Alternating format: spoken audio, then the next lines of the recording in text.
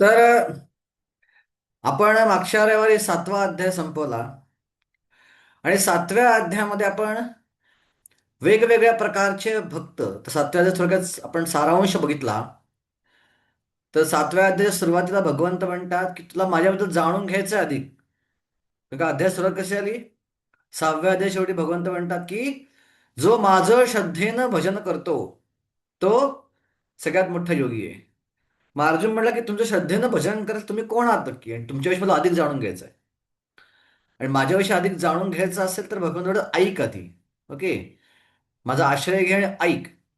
आणि मग भगवंत स्वतःशी बोलायला चालू केलं. आणि मग माझे ऐश्वर्य कशी आहेत, मी कसं सगळ्यांचा स्रोत आहे, मी कसं सर्वव्यापी आहे, प्रत्येक ठिकाणी उपस्थित आहे, कसा उपस्थित आहे प्रत्येक ठिकाणी, की पाण्याची चव मी आहे, अग्नीचं तेज मी आहे, सूर्याचं तेज मी आहे, चंद्राचं तेज मी आहे, बनवायला शक्ती मी आहे. असं करत करत करत करत कोण माझी भक्ती करत नाहीत. 4 प्रकारे दुष्कृतीनाश, मूढा, नराधमा, माया, अपहृत ज्ञान आणि आसुरी लोक. कुठलेही 4 लोक माझी भक्ती करतात. तरी 4 लोक म्हणजे आर्तो, अर्थार्थ, जिज्ञासू आणि ज्ञानी.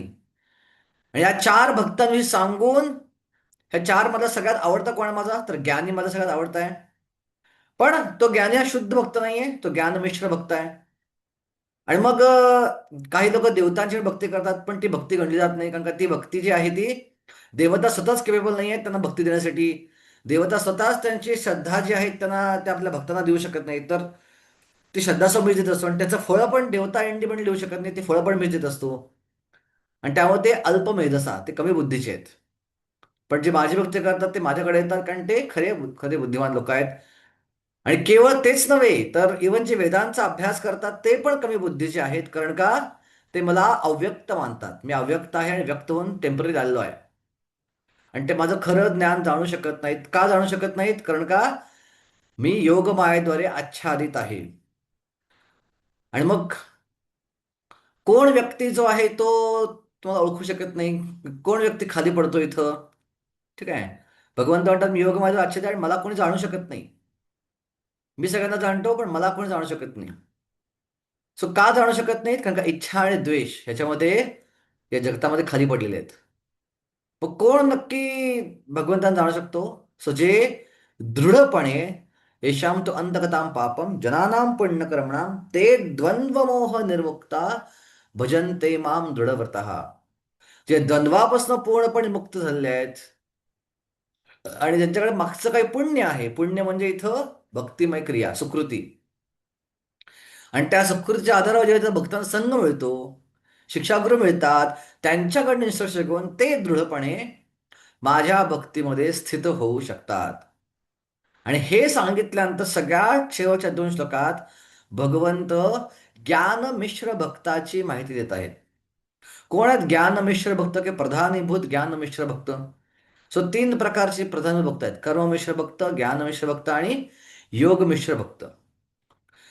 सो 7व्या अध्याय शेवट आणि 8व्या अध्यायाचे पहिले 14 श्लोक जे आहेत हे या ज्ञान मिश्र भक्तीची माहिती देत आहेत. ज्ञान मिश्र भक्त आणि योग मिश्र भक्तीविषयी माहिती देत आहेत. सो कोण आहे ज्ञान मिश्र भक्त? जरा मरण मोक्षाय माम आश्रित यतन्ति ते ते द्वंद्व ते द्वंद्व विरुद्ध कृष्ण अध्यात्म कर्म चाखिलम, ते ब्रह्मतद विदुः कृष्णम अध्यात्म कर्म चाखिलम. सो जी लोक जरा आणि मरण यातून मुक्त होण्यासाठी माझा आश्रय घेतात. थोडक्यात कुठला व्यक्ती भगवंताचा अशा प्रकारे आश्रय घेतो? जो मोक्षकामी आहे, जो मुक्तिकामी आहे. पण आश्रय कोणाचा घेतोय?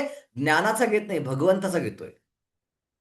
तुला मोक्षाची पण इच्छा आहे, त्याला या सगळ्या कटकटीत मुक्त व्हायची पण इच्छा आहे, पण त्याला भगवंताची भक्ती करायची पण इच्छा आहे.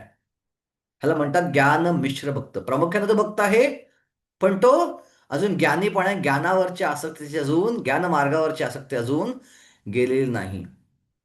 आणि असे लोक मला कसं जाणतात? ते पूर्णपणे साधे भूत, साधे दैव, साधे यज्ञ या सगळ्या प्रकारे ते मला जाणतात. आणि अंतकाळी ते माझ्या चेतनेत युक्त होऊन ते मुक्ती प्राप्त करतात. इथं भगवंतांनी 7व्या अध्याय शेवट केला. आता या ज्ञान मिश्र भक्ताविषयी. ओके. एका प्रकारे ज्ञान मिश्र भक्ताविषयी भगवंतांनी सांगितलं ऑलरेडी. कुठे सांगितलंय?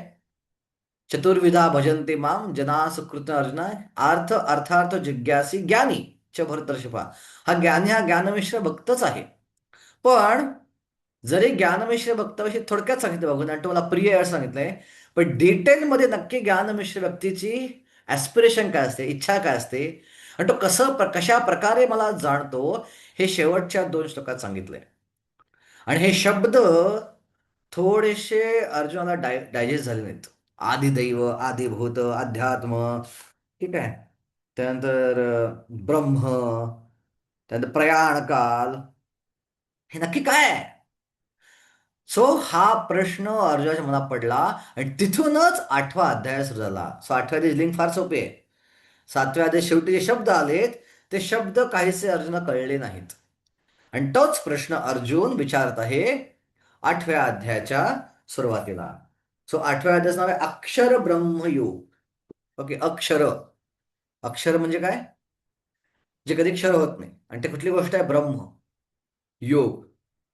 सो ज्या गोष्टीद्वारे आपण अक्षर ब्रह्माची भगवंताची प्राप्ती करतो तो अक्षर ब्रह्मयोग.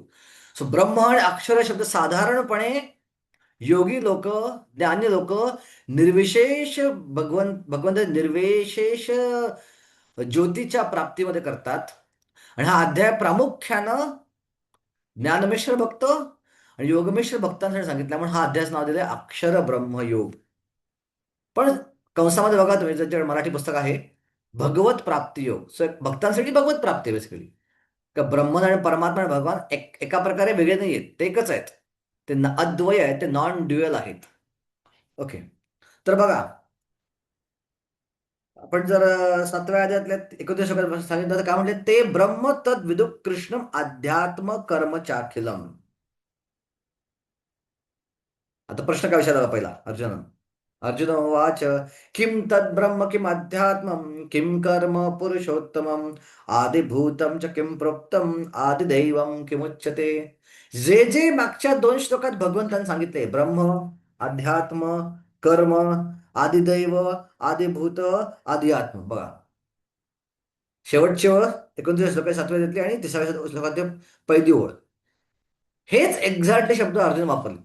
किम तद ब्रह्म, भगवंत म्हणले ते ब्रह्म विदू, तद्विदू. सो किम तद ब्रह्म, कृष्णम अध्यात्मम, किम तद अध्यात्मम, कर्म च अखिलम, Kim तत्कर्म Purushottam. Okay. आदिभूता सादिभूता Deivam, Kim आदिभूतम च किम प्रोक्तम आदिदैवम च किम किम उच्यते.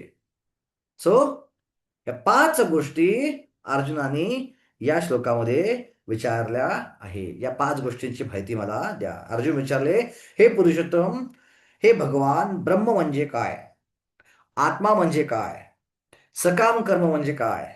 ही भौतिक सृष्टी म्हणजे काय? आणि देवता कोण आहेत, हे कृपया मला सांगा. सो हे श्लोक क्रमांक 1 ते साधारणपणे 8 पर्यंतचे श्लोक आहेत. हे आहेत ज्ञान मिश्र भक्तांसाठी. ज्ञान मिश्र भक्तीचं जे वर्णन भगवंतांनी मागच्या अध्यायात केलं होतं, त्याच इलाबोरेशन या पहिल्या 8 श्लोकांमध्ये भगवान श्रीकृष्ण करणार आहेत. तो हे श्लोक जे आहेत शुद्ध भक्तांसाठी ऍप्लिकेबल आहे. प्रत्येक गोष्ट ही तसं मला शुद्ध होते ऍप्लिकेबल आहेत. पण हे प्रामुख्याने सगळे ज्ञानमिश्र भक्तांसाठी. शुद्ध भक्तांचे नियम थोडे वेगळे असतात. सो तरी पण आपण त्याला शुद्ध भक्तीच्या अँगलने पाहू शकतो, त्याला काही प्रॉब्लेम नाही. ओके. तर तात्पर्यात प्रभुपाद लिहित आहेत की या अध्यायामध्ये भगवान श्रीकृष्णांनी अर्जुनाने विचारल्या ब्रह्म म्हणजे काय इत्यादी प्रश्नांची उत्तरे दिली आहेत. तसेच भगवंत, कर्म म्हणजे सकाम कर्म, भक्ती आणि योग आणि विशुद्ध भक्ती इत्यादींचे विश्लेषण करतात. सो या अध्यायात भगवंतांनी ज्ञानमिश्र भक्तांविषयी माहिती दिली आहे, योगमिश्र भक्तांविषयी माहिती दिली आहे, आणि शुद्ध भक्तीचीही माहिती आज भगवंतांनी थोडक्यात 2 ते 3 श्लोकांमध्ये दिलेली आहे. आणि हा अध्याय संपल्यावर जो 9वा अध्याय चालू होईल. सो 9वा अध्याय, 10वा अध्याय आणि 12वा अध्याय, हे 3 अध्याय हे प्युअरली शुद्ध भक्तीचे अध्याय आहेत. जी भक्ती करायचा आपण इस्कॉनमध्ये प्रयत्न करत आहोत. ओके. श्रीमद भागवतात सांगते की परमसत्य हे ब्रह्म परमात्मा भगवान म्हणून जाणले जाते. भागवतला श्लोक आहे. वदंती तस्तत्वविदम तत्वम यज्ञानमद्वयम ब्रह्मेती परमात्मेती भगवान इति शब्दये. याशिवाय आत्म्यालाही ब्रह्म म्हणले जाते. अर्जुनाने आत्म्याबद्दल विचारणा केली आहे.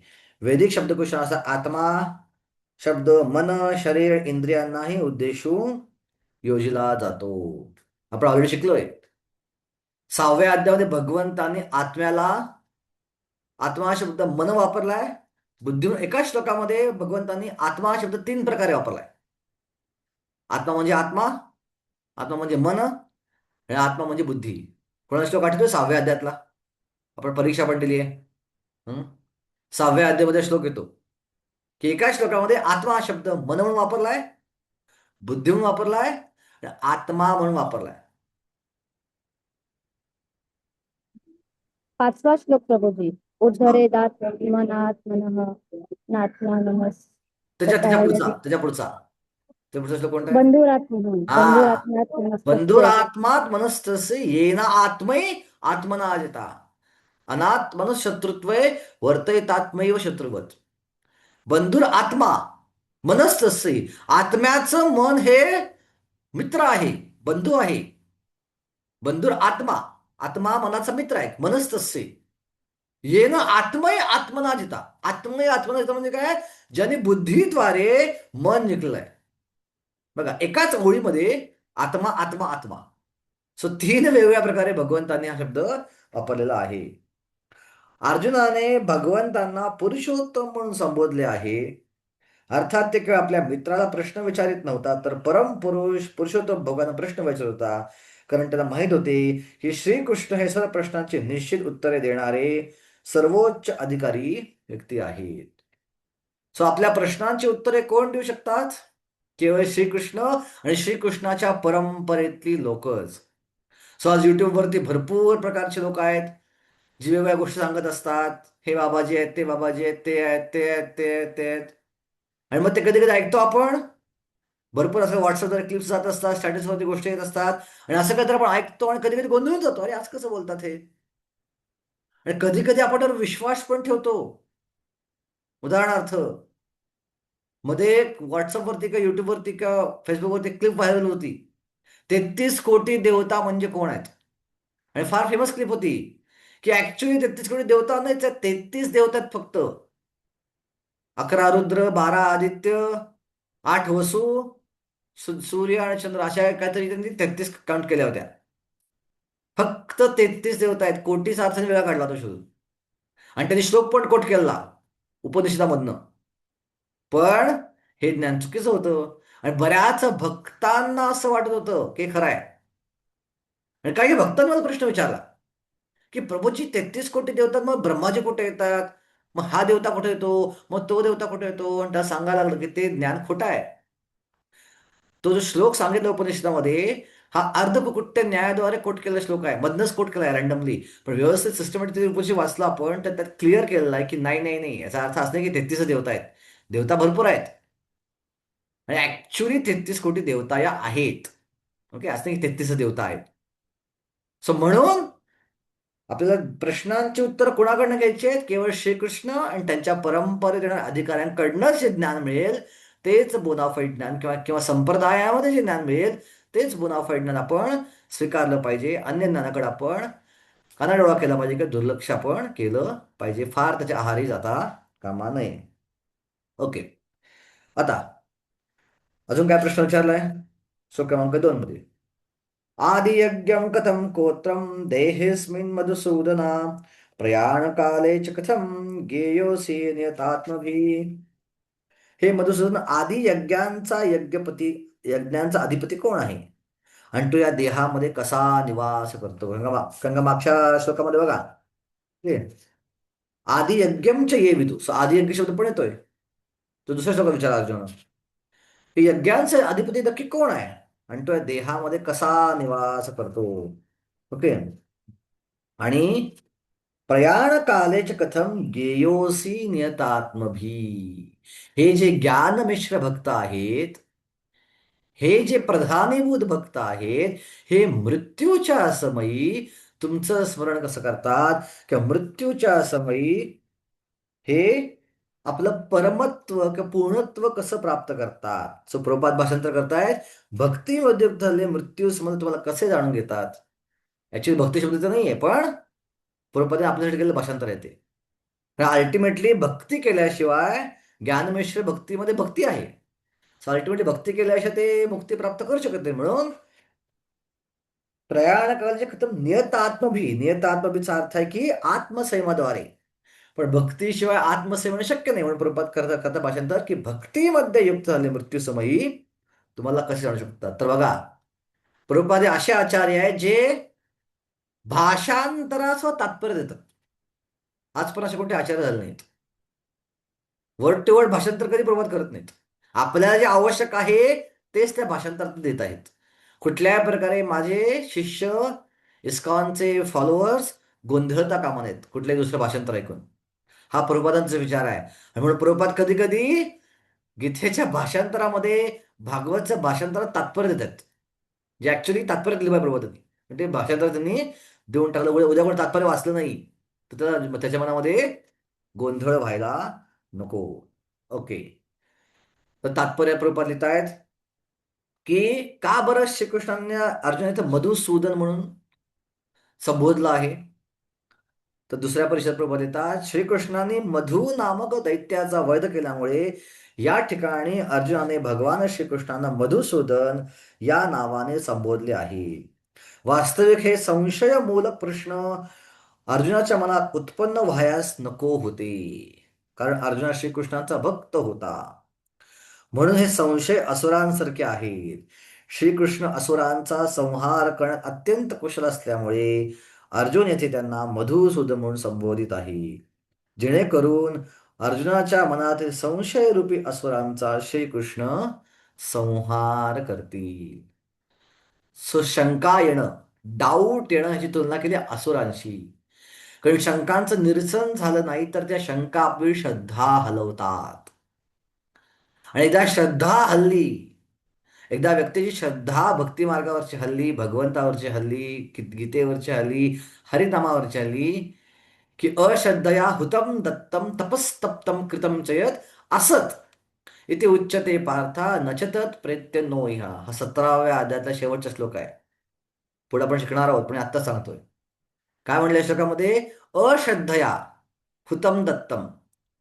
अश्रद्धेने केलेलं हुत म्हणजेच आहुती, दत्तम म्हणजे केलं दान, तपस्तप्तम कृतम चेत आणि केलेली तपस्या, असत. हे काय त्याला म्हणतात? असत म्हणले. ह्याला काहीच अर्थ नाही. थोडक्यात मराठीमध्ये म्हणल्यावर पालथ्या घड्यावर पाणी असं म्हणतो आपण, की पालथ्या घड्यावर पाणी टाकून काहीच फायदा होत नाही. सो तसंच अश्रद्धेने केलेल्या सगळ्या गोष्टीच व्यर्थ आहेत. त्याचा काहीच परिणाम होत नाही या जगातही आणि पुढच्या जगातही. तसंच आपण बघितलं की शंका ह्याचं भगवंताने खूप सुंदर वर्णन केले 4थ्या अध्यायाच्या शेवटी. काय म्हणतात भगवंत? आज्ञश्च अश्रद्धानश्च संशयात्मा विनश्यती. जो संशय आत्मा आहे तो विनाश, जर संशय निर्माण झाला, शंका निर्माण झाली तर व्यक्तीचा विनाश होतो. नायम लोकोस्थिन पुरो ना सुखम संशयात्मना. असा संशयी व्यक्ती या जगातही सुख प्राप्त करू शकत नाही आणि पुढच्या जगातही सुख तो प्राप्त करू शकत नाही. सो आपल्या श्रद्धेचं रक्षण करणं फार आवश्यक आहे. सो भगवान श्रीकृष्ण हे भक्तांचं रक्षण करतात. भगवान श्रीकृष्ण भक्तांचं रक्षण करतात याचा अर्थ काय आहे? ते भक्तांच्या श्रद्धेचं रक्षण करतात आणि हे रक्षण सर्वात जास्त महत्वाचं आहे. तर श्रद्धा हल्ल्यावर बाकी पुढच्या गोष्टी कुठल्याच होणार नाही. सो आपल्याला भगवत कृपेनं, गुरुच्या कृपेनं, शिक्षा गुरुच्या कृपेनं हे हृदयात श्रद्धेचं बीज बोललं गेलं आहे, टाकलं गेलं आहे. ओके, आता आपलं काम काय आहे? कुठल्याही प्रकारे बाह्य गोष्टींद्वारे ही श्रद्धा हलणार नाही. आणि श्रद्धा कधी हलते? संशय कधी निर्माण होतो? आपण ज्यावेळी भक्तांचा अपराध करतो. मोमेंट भक्तांचा अपराध करतो, ही श्रद्धा आपल्या दिलेली कृपा आहे, ही कृपा भगवंत काढून घेतात आणि लगेच मनामध्ये हा संशय निर्माण होतो. आणि हा संशय जर वेळेस दूर झाला नाही तर या संशयामुळे लोक भक्तीपासून दूर पण निघून जातात. ओके. तिसऱ्या परिचय प्रभुपाद म्हणतात पहिल्या 3-4 वेळीमध्ये, या श्लोकातील प्रयाण काल या शब्द अत्यंत महत्वपूर्ण आहे, कारण आयुष्यभर आपण जे काही करतो त्याची अंतकाळी परीक्षा होते. सो काय काय लोक 64 माळा करतात, 32 माळा करतात, 128 माळा करतात, निर्जल उपवास करतात. करा, चांगली गोष्ट आहे. पण आपण जे काही भजन करत आहोत ते खरोखर करत आहोत का नाहीत? आपण मनापासून जप करत आहोत का नाहीत? आपण मनापासून भक्ती करत आहोत का नाहीत? बाहेरच्या लोकांना कळणार नाही. शिक्षा गुरुला कळणार नाही. इतर भक्तांना कळणार नाही. त्यांना वाटेल, हो, खूप छान भक्ती करतोय. पण फक्त एका माणसाला माहितीये आपण किती भक्ती करतोय आणि कशी भक्ती करतोय आणि किती मन लावून भक्ती करतोय. ते म्हणजे भगवंतांना. सो भगवंत वाट पाहतात. ओके बेटा, दिखावा करतोस काय, ये अंतकाळी ये. जे काही आपण खरी भक्ती केली आहे तीच अंतकाळी फायद्याला येणार आहे. ओके. बाकी सगळीच फायद्याला येणार नाहीये. सो जे काय आयुष्यभर भक्ती करू त्याची परीक्षा मृत्यूच्या वेळी आहे. ही परीक्षा आहे आणि तिथं आपण कोणालाही फसवू शकत नाही. सो आपण स्वतःलाही फसवता कामा नये. ओके. इनडायरेक्टली भगवंत इथं आपल्याला सांगत आहे, दिखावा करू नका. जे काय कराल, भले 4च माळा करा, भले 16 माळा करा, जास्त करायची गरज नाहीये. पण त्या 16 माळा मनापासून करायचा प्रयत्न करा. भले निर्जल उपवास जमणार नाही, खाऊन उपवास करा. ओके. पण त्या निर्जल उपवासात दिखावा नको. कधी कधी लोक दिखावा करण्यासाठी उपवास करतात. सो आमच्या बेसवरती, मी ज्यावेळी सेंटरवर जॉब करत असताना, इस्कॉनच्या सेंटरवर त्याला बेस असं म्हणतात, नवी मुंबईत नेरळमध्ये. तर तिथं एक मुलगा होता, एक भक्त होता, जो रोज 64 माळा करायचा आणि प्रत्येक एकादशी निर्जल करायचा. आणि एक नवीन भक्त जॉईन झाला आणि त्याला वाटलं आपणही त्याच्याकडे प्रेरणा घेऊन काय करूया, निर्जल उपवास करूया. हे आपल्याला पण निर्जल उपवास केला, आपलं पण नाही, हे होईल, पुण्य भरपूर मिळेल, भरपूर फायदा होईल. पण उपवासचा खरा अर्थ काय? उपवास, भगवंताजवळ वास करणं, भगवंताचं अधिक अधिक स्मरण करणं. आणि ज्या दिवशी एकादशी होती त्याच दिवशी आमच्या बेसवरती कार्यक्रम होता. ह्यांना निर्जल उपवास केल्यामुळे या भक्ताला झोप यायला लागली. ह्याला बसवेना आणि अजून झोपला.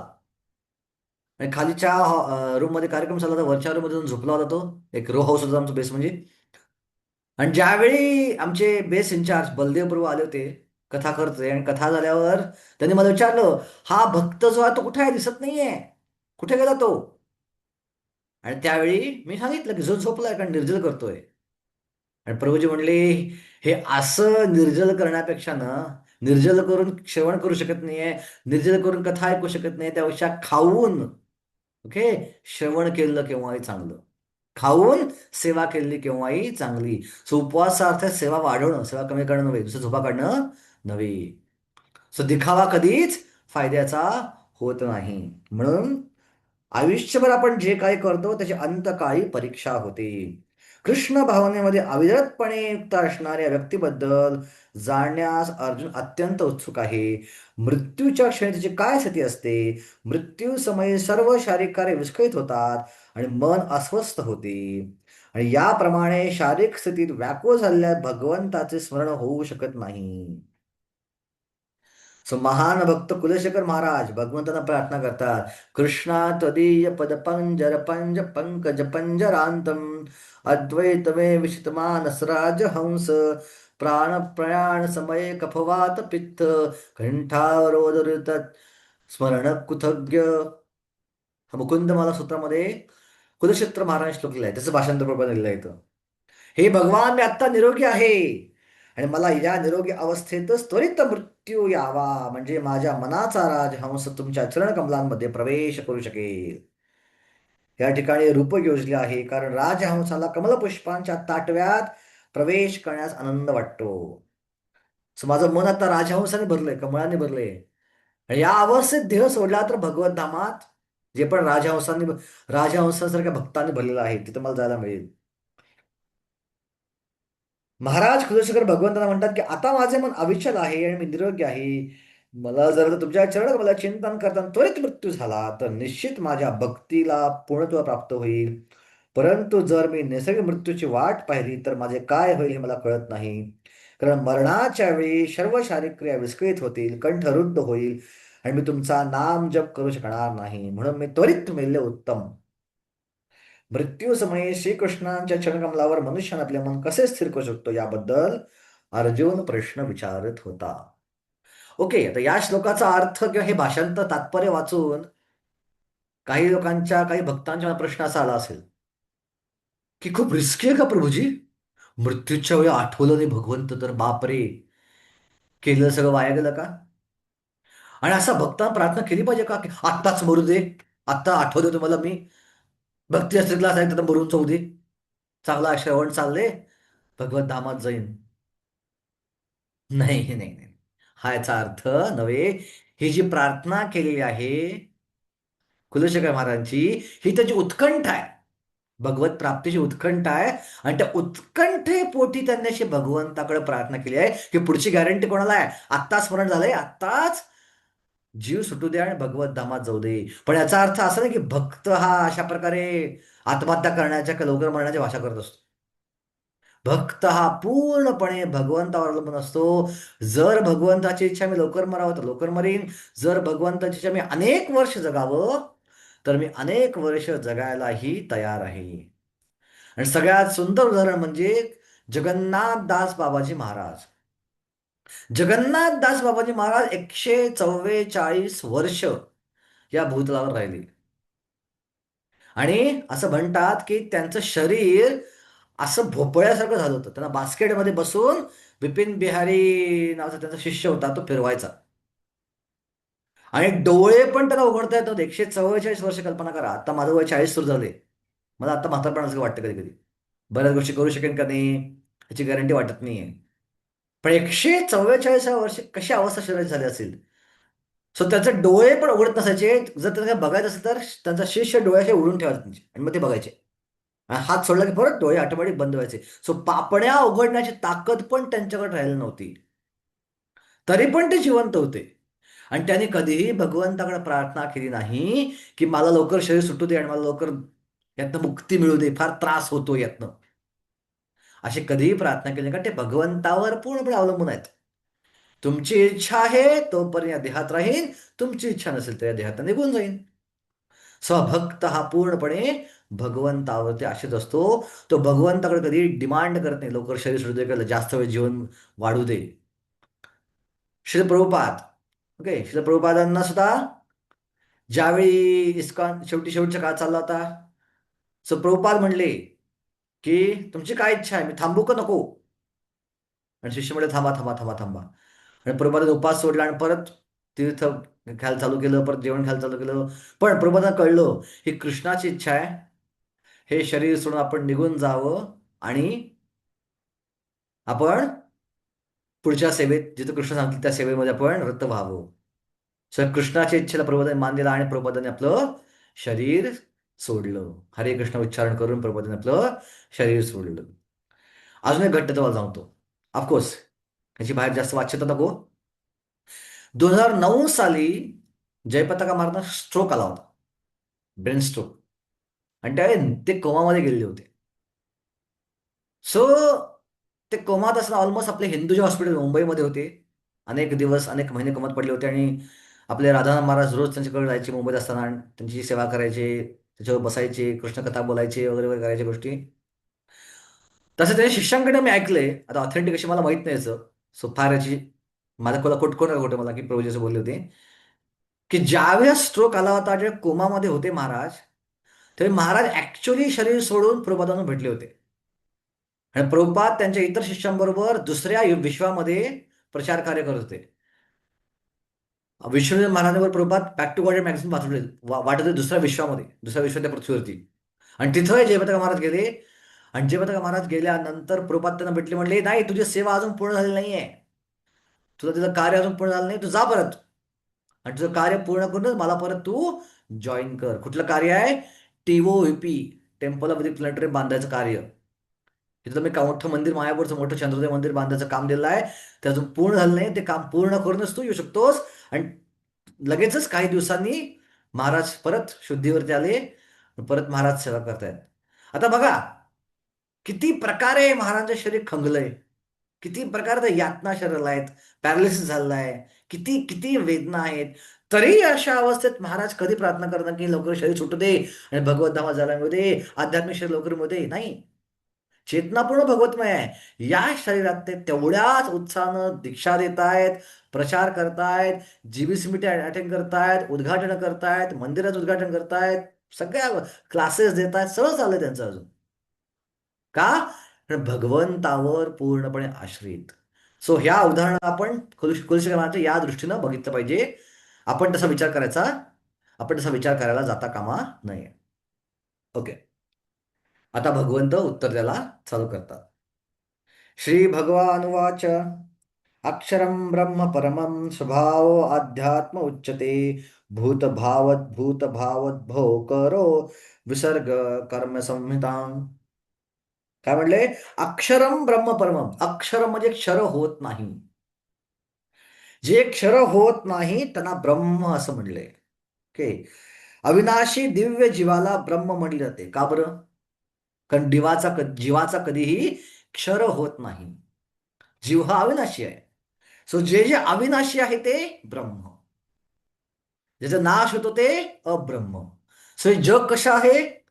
हे जग ब्रह्म नाहीये, कारण हे जग नाशिवंत आहे.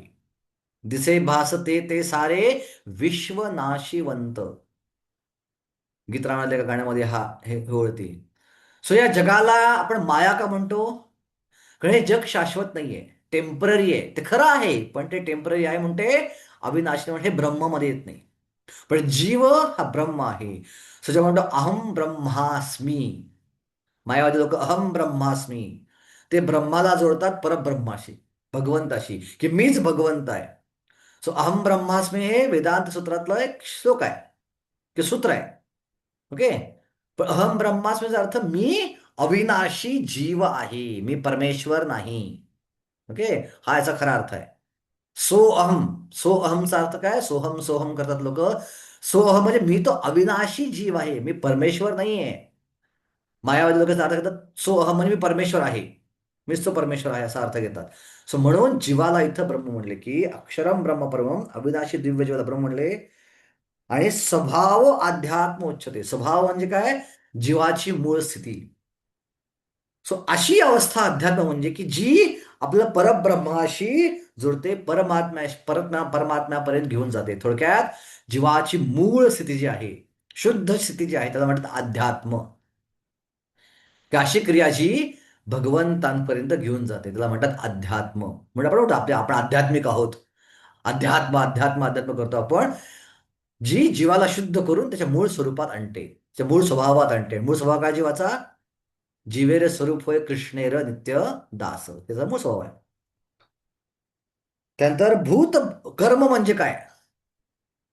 कर्माची एका थोडक्यात भगवंतांनी व्याख्या केली आहे, भूत भाव उद्भव कारो. कर्म म्हणजे अशी गोष्ट जी परत परत जन्म घेण्यास कारणीभूत ठरते, परत परत प्राकृत देहाच्या उत्पत्तीस कारणीभूत असणाऱ्या कार्यांना कर्म किंवा सकाम कर्म असं म्हणतात. आपण म्हणतो ना कर्मी, ही लोक कर्मी आहेत. म्हणजे काय? ते अशा काय गोष्टी करतायत ज्या गोष्टी परत परत जन्म घ्यायला कारणीभूत ठरतील. मग ते कर्मकांड असेल किंवा नास्तिकवादी लोकांच्या गोष्टी असतील, अल्टिमेटली त्या गोष्टी परत परत जन्म घ्यायला कारणीभूत ठरतात. पण भक्तांच्या क्रियेला कर्म म्हणत नाहीत, त्यांना भक्ती म्हटलं जातं. का? तर भक्तांच्या कार्य ही, भक्तांच्या क्रिया या परत जन्म घेण्यास कारणीभूत ठरत नाहीत, जन्ममृत्यू चक्रातनं मुक्त होण्यास कारणीभूत ठरतात. म्हणून ते दिव्य कर्म आहेत, ते आध्यात्मिक कर्म आहेत, ते सकाम कर्म नाही आहेत. ओके. तर ब्रह्म हे प्रपादित तात्पर्य पहिल्याच 4 ओळीमध्ये, ब्रह्म हे अक्षर आणि नित्य आहे, त्याचे स्वरूप कधीच बदलत नाही, परंतु ब्रह्माहून परब्रह्म श्रेष्ठ आहे. का बरं ब्रह्म जीव आहे? तर भगवंतांना ब्रह्म म्हणत नाहीत, परब्रह्म म्हणलं जातं. सो हे काय परब्रह्म आणि काय ब्रह्म. जीवाला ब्रह्म म्हणून संबोधले जाते आणि भगवंतांना परब्रह्म म्हणून संबोधले जाते. प्राकृत जगातील जीवांच्या अवस्थांच्या मूळ स्वरूप अवस्थान भिन्न असते. प्राकृत जगात लोकांची अवस्था कशी आहे? भोगवादी. ते भोगवादी असतात, जी त्याच्या मूळ स्वभावापासून भिन्न आहे. मूळ स्वभाव कसा आहे? भक्तिवादी किंवा भक्तिमय हा मूळ स्वभाव आहे. ओके. आता या मूळ स्थितीमध्ये येण्यासाठी यज्ञाचं विधान गीतेमध्ये सांगितलेलं उपनिषदामध्ये सांगितलं आहे. सो तिसऱ्या परिच्छेदात आणि चौथ्या परिच्छेदात थोड्याशा गोंधळ करणाऱ्या गोष्टी सांगितलेल्या आहेत. तर तिसऱ्या परिच्छेदात काय सांगितलंय? छांदोग्य उपनिषदामध्ये वेदोक्त यज्ञविधींचे वर्णन करण्यात आले आहे. यज्ञकुंडामध्ये 5 प्रकारच्या अग्नीमध्ये 5 प्रकारच्या आहुती दिल्या जातात. हे 5 अग्नी म्हणजेच स्वर्गलोक, मेघ, पृथ्वी, स्त्री आणि पुरुष या 5 प्रकारच्या यज्ञ आहुती आहेत. श्रद्धा, चंद्रावरील भोक्ता, वर्षा, अन्न आणि वीर्य. गोंधळ टाकेल ना सगळ्या गोष्टी. मला कुठल्या तरी एक स्वाती माताने प्रश्न विचारला होता. आला का ग्रुपमध्ये आता? क्लासमध्ये आहेत स्वाती हो माताजी? प्रभू. हा, तुम्हाला प्रश्न विचारला होता, आठवते? हो प्रभूजी, हा, आठवतं. तर काय उत्तर दिलं सांगा? आठवते म्हणजे दिलं उत्तर? अरे बापरे. मी त्याच्यानंतर बरेच प्रश्न विचारले, त्याच्यामुळे आता कन्फ्युजन आहे. Okay okay okay okay. मी सांगितलं तरच बरं होईल. सो बघा, हे वाचल्यावर गोंधळ नाही म्हणतो. काय प्रकार आहे ते? काय चाललंय काय? 5 अग्निकोण स्वर्गलोक, मेघ, पृथ्वी, स्त्री आणि पुरुष हे अग्नी आहेत. आणि त्यात आहुती काय आहे? श्रद्धा, चंद्रावर भोगता, त्यानंतर वर्षा, अन्न आणि वीर्य. हे काय प्रकार आहेत सगळे? तर आपल्याला जाणून घ्यायची आवश्यकता नाही आहे आणि आपल्याला ऍप्लिकेबल नाही मुळात, फर्स्ट ऑफ ऑल. पण तरी पण उद्या प्रबोधांच्या गीतेमध्ये आहे. आपण याचा अर्थ थोडक्यात थोडक्यात समजून घ्यायचा प्रयत्न करूया की वैदिक उपनिषदांमध्ये एखाद्याला एखाद्याला एखादी क्रिया जी आहे त्या कोणत्या क्रियेला अग्नी मानलं गेलं तर त्या क्रियेला जी गोष्ट आवश्यक आहे ते अग्नी प्रदूषण त्याला म्हणतात आहुती. उदाहरणार्थ, मला जर स्वर्ग लोकाला अग्नी म्हणलं तर स्वर्ग लोकाची प्राप्ती करण्यासाठी कसली अग्नी टाकली पाहिजे? श्रद्धेची. श्रद्धा नावाची अग्नी. जर श्रद्धाच नसेल वैदिक शास्त्रांवरती तर स्वर्ग लोकांची प्राप्ती होणार नाही. मगाशी म्हटलं अश्रद्धेने केलेल्या गोष्टी कुठल्याच गोष्टी या फलीभूत होत नाहीत. सो श्रद्धा असेल तर स्वर्ग लोकांची प्राप्ती होईल. सो अग्नी जर स्वर्गलोक असेल तर श्रद्धा ही आहुती झाली. तसंच चंद्र चंद्रावरील भोक्ता. ओके, आता चंद्रावरील भोक्ता जो आहे त्या चंद्रावरील भोक्त्याला जो भोग मिळतो तो या मेघांच्या माध्यमातून मिळतो. ओके, मेघांच्या माध्यमातून भोग मिळतो. म्हणून मेघ जर अग्नी असेल तर चंद्रावरील भोक्ता काय झाला? यज्ञातली आहुती झाला. त्यानंतर पृथ्वीला यज्ञकुंड मांडलं तर पृथ्वीला जिवंत ठेवण्यासाठी कशी आवश्यक आहे? तो पृथ्वीवरचा अग्नी, पृथ्वीरूपी अग्नी जर जिवंत ठेवायचं असलं कशी आवश्यकता आहे? पाण्याची आवश्यकता. म्हणून वर्षा हा झाला त्याची आहुती झाली. स्त्री. ओके, स्त्रीला जर आपण यज्ञकुंड बांधलं तर स्त्रीला कशाची आवश्यकता आहे? जिवंत राहण्यासाठी. किंवा स्त्रीला गर्भधारणा कशी आवश्यक अशी अन्नाची आवश्यकता आहे. सो अन्न तिच्या पोटात राहणं आवश्यक आहे व्यवस्थित, तरच ती सुदृढ राहू शकेल. म्हणून अन्नाला आहुती मानले. आणि पुरुष. ओके, पुरुष म्हणजे काय? नियंत्रक. सो पुरुषाला नियंत्रण करायचं आहे स्त्रीवरती तर आहुती काय आहे? वीर्य. पुरुष वीर्य स्त्रीला देतो आणि अशा प्रकारे पुरुष वीर्य देऊन आपलं पुरुषत्व सिद्ध करतो. सो पुरुषत्व सिद्ध करायचं तर वीर्य देणं. सो त्या अग्नीमध्ये वीर्याची आहुती देणं आवश्यक आहे. या दृष्टीनं आपण समजून घ्या. जास्त डिटेलमध्ये नको द्यायला आपण, हे जास्त आपलं अप्लिकेबल नाहीये. आता उपनिषदांमध्ये एखादा जीव स्वर्गातनं खाली पडतो, तो कसा पडतो याचं वर्णन पुढच्या परिच्छेदात केलेलं आहे. यज्ञ पद्धतीमध्ये जीवात्मा विशिष्ट स्वर्ग लोकांच्या प्राप्तीकरता यज्ञ करतो आणि अशा यज्ञामुळे त्याला त्या लोकांची प्राप्ती होते. जेव्हा यज्ञजन्य पुण्य क्षीण होते तेव्हा जीव पर्जन्य रूपात पृथ्वीवर परतून येतो. सो जेव्हा पाऊस पडतो त्या पावसाच्या थेंबावरती काही आत्मे अटॅच असतात. प्रत्येक थेंबावर नाही मुळात. ठीक आहे, नाही तर म्हणा आता पाऊस पडणार आहे प्रत्येक थेंबात एक आत्मा खाली पडतो असं नाहीये. सो पावसाच्या थेंबावर काही आत्मे अटॅच असतात जे स्वर्गात खाली पडतात. ओके, आणि मग ते धान्याचं रूप धारण करतो. धान्याचं रूप, धान्य बनत नाहीये पण धान्यामध्ये प्रवेश करतोय तो आत्मा. ओके, धान्याची येऊन त्याला मिळत नाहीये मला सांगतो आधीच, जरूर नाही प्रत्येक स्वर्गात पडल्या जीवाला धान्याची योनी मिळेल. तो धान्यामध्ये प्रवेश करतोय. धान्याची योनी कर्माद्वारे त्याच्या त्याच्या कर्माचं मिळते. स्वर्गात म्हटलं धान्य कसं मिळेल? तो पुण्य केलेलं नाही, तो पुण्य करून स्वर्गात आला आहे खाली. आणि मनुष्य ते धान्य खातो आणि त्याचे रूपांतर वीर्यामध्ये होते. आणि त्या वीर्यात हा धान्याच्या माध्यमातून प्रवेश करतो आत्मा. आणि मग त्या वीर्यापासून स्त्रीला गर्भधारणा होते. आणि याप्रमाणे जीवात्म्याला यज्ञ करण्यासाठी आणि त्या चक्राची पुनरावृत्ती करण्यासाठी पुन्हा मनुष्य देह प्राप्त होतो. आता हे जे चक्र सांगितलेलं आहे इथं, की वरचा आत्मा पावसात खाली येतो, तो धान्य बनतो, तो धान्य पुरुषाच्या पोटात जातो, तो वीर्यात जातो आणि वीर्यात स्त्रीच्या गर्भात जातो. ही प्रक्रिया स्वर्गातल्या प्रत्येक जीवाला अप्लिकेबल नाहीये. सगळे जे स्वर्गात जातात त्या प्रकारे खाली पडत नाहीत. ओके, आपण समजून घेतलं पाहिजे. बरेचसे जे पुण्य कर्म करून स्वर्गात जातात ते जे खाली पडतात त्यावेळी ते लगेच पृथ्वीवर येत नाहीत. ते कृतशेष पुण्यभूमीमध्ये जातात.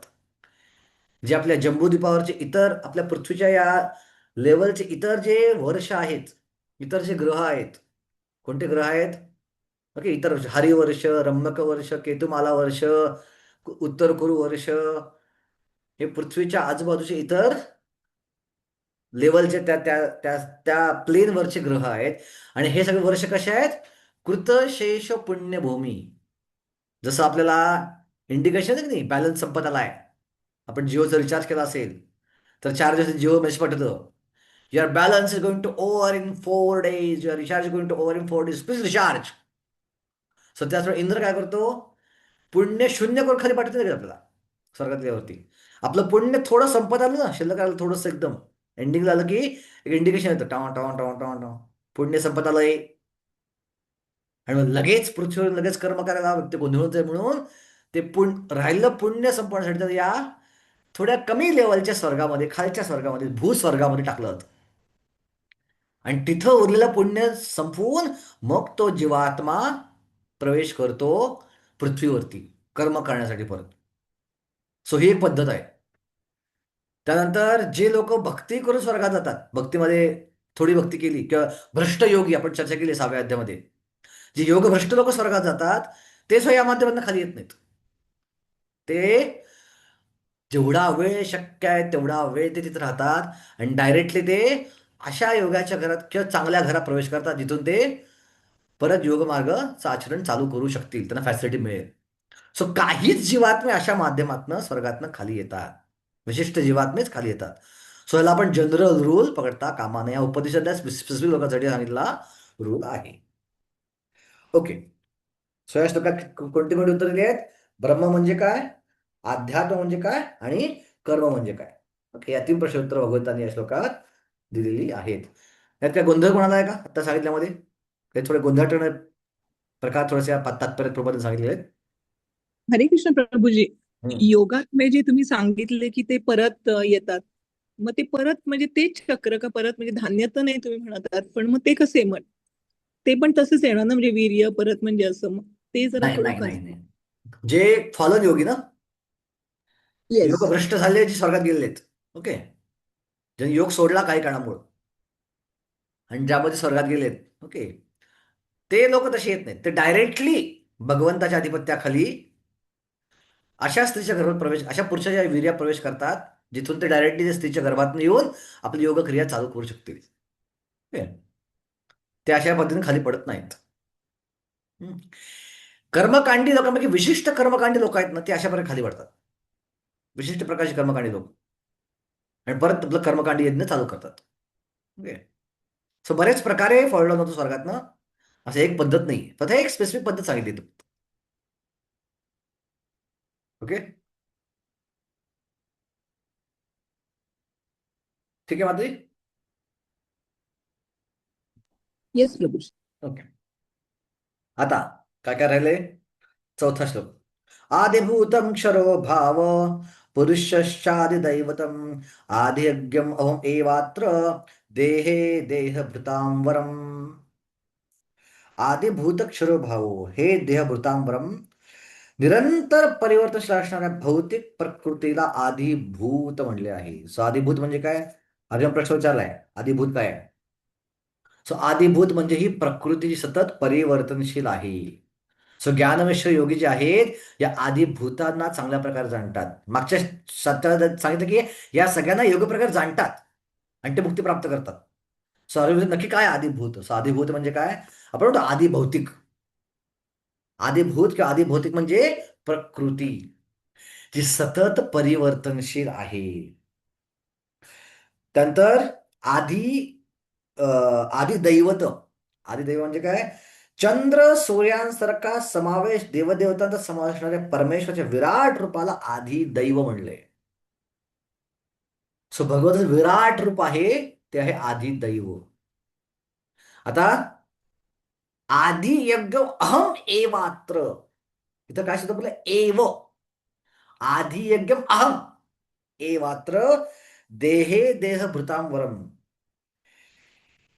तर अच्छा, प्रत्येक देहधारी जीवामध्ये परमात्मा रूपाने मी पुरुषोत्तम भगवान वास करतो आणि मलाच आदि यज्ञ असे म्हणले आहे.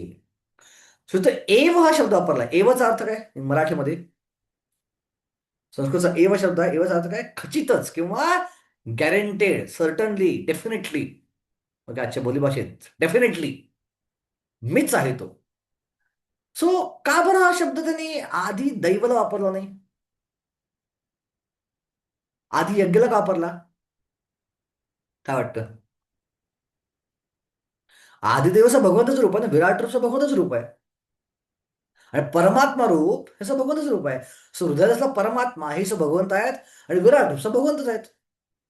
पण आदिदेवाला एव म्हणलं नाही, पण आदि यज्ञला आय एम दॅट, मीच आहे तो. एव सर्टनली गॅरंटेड मीच आहे. का वापरलं असेल असं? कारण का परमात्मा आणि भगवंतामध्ये काहीच फरक नाहीये, ते अद्वय आहेत. सो परमात्मा जरी भगवंताचा विस्तार असला तरी तो भगवंतापासून अभिन्न आहे. पण विश्वरूप जे आहे भगवंताचं ते भौतिक रूप आहे. विश्वरूप हे ऍक्च्युअल स्वरूप नाहीच आहे, ती कल्पना आहे. आपण या विश्वाला मानतो. डोंगर म्हणजे हडं आहेत, नद्या म्हणजे धमन्या आहेत, सूर्यचंद्र डोळे आहेत, ही केलेली कल्पना आहे. पण ती कल्पना बोनाफाईड आहे. शास्त्र सांगितली कल्पना आहे ती. चुकीची कल्पना नाहीये. ती बोनाफाईड कल्पना आहे आणि प्रकृती आहे अल्टिमेटली. हे भगवंताची बाह्य ऊर्जा आहे आणि बाह्य ऊर्जेपासून कल्पना केलेलं रूप आहे भगवंताचं आधी किंवा विश्वरूप. आणि त्याचे देवता पण शरद, त्याच्या शरद देवता पण एक भाग आहे. आपण पण भाग होत शरदचा. या सगळ्या शरदचा एक लोकांचा भाग आहे आणि एका प्रकारे सगळं भगवंतापासून आलेलं आहे. सो सगळं भगवंत शरीरच आहे एका प्रकारे. पण हे शरीर कसं आहे भगवंताचं? नश्वर आहे. विश्वरूप हे शाश्वत शरीर नाही आहे, विश्वरूप हे नश्वर शरीर आहे. पण प्रकृती नष्ट होणारी आहे आणि म्हणून तिथं आदिदेवला एव हा शब्द वापरलेला नाहीये. पण परमात्मा हे जे प्रकटीकरण भगवंताचं किंवा विस्तार आहे हा शाश्वत आहे. कोण परमात्मा आहे? शिरोदक्षाय विष्णू. आणि शिरोदक्षाय विष्णू रूप शाश्वत आहे भगवंताचं. तो विस्तार शाश्वत आहे म्हणून तो मीच आहे असं भगवंत इथं सांगत आहे. ओके. आणि प्रबोधन तात्पर्य दिलंय. या श्लोकाच्या संदर्भात एव हा शब्द विशेष महत्वपूर्ण आहे, कारण या शब्दाने भगवंत निश्चित सांगतात की परमात्मा हा त्यांच्यापासून भिन्न नाही. परमात्मा पुरुषोत्तम भगवान जीवात्म्याच्या शेजारी स्थित असतो आणि तो जीवाच्या प्रत्येक क्रियांचा साक्ष असतो व त्यांच्या विविध भावनांचे उगमस्थान असतो. आणि सगळ्यात शेवटी 4 वेळी प्रपात लिहितात, भगवंताच्या महाकाय विराट रूपाचे आदिदैवताचे ध्यान नवसाधकाद्वारे केले जाते. कारण भगवंताच्या परमात्मा रूपाचे ध्यान करण्याइतपत नवसाधक उन्नत झालेले नसतात. यास्तव नवसाधकांना विराट रूपाचे विराट पुरुषे ध्यान करण्यास सल्ला दिला जातो. आणि या विराट पुरुषाचे चरण म्हणजे पाताळ लोक आहेत, नेत्र म्हणजे चंद्र सूर्य आहेत आणि शीर्ष म्हणजे उच्चतर लोक आहेत अशी कल्पना केली गेली आहे. की तुम्हाला डायरेक्ट रूपावर ध्यान लावणं शक्य नाही. भगवंताच्या भगवंत रूप कसं असेल हे लोक डायजेस्ट करू शकत नाही ती गोष्ट. त्यांना काय सांगितलं तर ओके फाईन, अशी कल्पना करा विश्वच भगवंत आहे. पाताळ लोक त्याचे चरण आहेत, सूर्य डोळे आहेत, ब्रह्मलोक डोकं आहे, अग्नी म्हणजे मुख आहे, डोंगर म्हणजे हाडं आहेत, नद्या म्हणजे धमन्या आहेत. अशा अशा प्रकारे त्याला कल्पना करून त्या कल्पनेवर ध्यान लावून आत्म्याला उन्नत करण्यासाठी प्रेरणा दिली जाते आणि म्हणून त्याला भगवंताचा विस्तार आहे, पण भगवंताचा शाश्वत विस्तार नाही तो. तो भगवंताचा क्षणिक विस्तार आहे, तो नष्ट होणार आहे. ओके. ओके. आता काय काय उरलं? ब्रह्म झालं, कर्म झालं, अध्यात्म झालं, आदिदैव झालं, आदियज्ञ झालं, आदिभूत झालं. काय उरलं आता? प्रयाण काले, मृत्यूच्या समयी कसं हा व्यक्ती मुक्ती प्राप्त करतो. असं भगवान सांगतात की जरी एखादा ज्ञानमिश्र भक्त असला तरी मृत्यूच्या वेळी त्याला माझं स्मरण करणं आवश्यक असतं. अंतकाले च मामेव स्मरण मुक्त्वा कलेवरम य प्रायत समद्भावम याति नास्त्यत्र संशयः. त्याला मुक्ती प्राप्त करायची असेल अंतकाळी, तर काय केलं पाहिजे? त्यानं माझं स्मरण केलं पाहिजे. जरी त्यानं ज्ञानमार्गाची प्रॅक्टिस केली असेल, प्रधान बुद्धीची प्रॅक्टिस केली असेल, पण अंतकाळी जर स्मरण झालं नाही माझं, तर त्याला मुक्ती प्राप्त होणार नाही. तो तत्काळ माझ्या प्रकृतीची प्राप्ती करतो, यात मुळीच संशय नाही. याती नास्त्यत्र संशय. ओके. आणि आधी पण मी चर्चा केल्याप्रमाणे की हे ज्ञानवैश्य भक्तांसाठी आहे, पण चुकून एखादा शुद्ध भक्त भगवंताचं स्मरण करू शकला नाही तर भगवंताचं स्मरण करतात. प्रपन्न भक्ता अंतिम स्मृती विवर्जनम. आपण जर भगवंतांना पूर्णपणे शरणागत असू तर अंतिम स्मृती विवर्जनम. आपण अंतकाळी स्मरण नाही केलं चुकून, आपण केलं पाहिजे ऑब्व्हियसली, हे काय ढिसाळपणा करायचं आपल्या भक्तीमध्ये, पण चुकून नाही झालं तर टेन्शन घ्यायचं कारण नाही आहे. भगवंत आपलं स्मरण करताना भगवत धामात घेऊन जातात. आणि विश्वदेव म्हणतात भक्त्या वेश मनो यस्मिन वाचायन नाम कीर्तयन त्यजन कलेवरम योगी मुच्यंते काम कर्मभी. की भक्त्यामध्ये आवेश करतात भगवंत. भक्त्यावेश मनो यस्मिन, मनामध्ये आवेश करतात, आणि भक्तावेश मनो यस्मिन अ, विसरलो सॉरी मी. भक्त्यावेश मनो यस्मिन वाचायन नाम कीर्तयन. ठीक आहे. आणि वाचेद्वारे आपल्याकडे कीर्तन भगवंत करून घेतात. आणि अशा प्रकारे त्यजन कलेवरम योगी, म्हणजे योगी म्हणजे भक्त इथं मुच्यते कामकर्मभी, ते कामकर्मास मुक्त होऊन भगवत धामात प्रवेश करतात. प्रभुपाद खूप थोडक्यात पण सुंदर तात्पर्य देत आहेत. या श्लोकामध्ये कृष्ण भावनेच्या महत्तेवर जोर देण्यात आला आहे. कृष्ण भावनेमध्ये जो कोणी आपल्या देहाचा त्याग करतो त्याला भगवंताच्या दिव्य प्रकृती तात्काळ प्राप्ती होते. भगवंत हे विशुद्धावने विशुद्ध आहेत, म्हणून जो कोणी कृष्ण भावनावर असतो तो सुद्धा विशुद्धावनी विशुद्ध असतो. या श्लोकाचे स्मरण हा शब्द अत्यंत महत्वपूर्ण आहे. ज्याने कृष्ण भावना भवित भक्तियोगाचे आचरण केलेले नाही त्या अशुद्ध जीवाला श्रीकृष्णाचे स्मरण करणे शक्य नाही.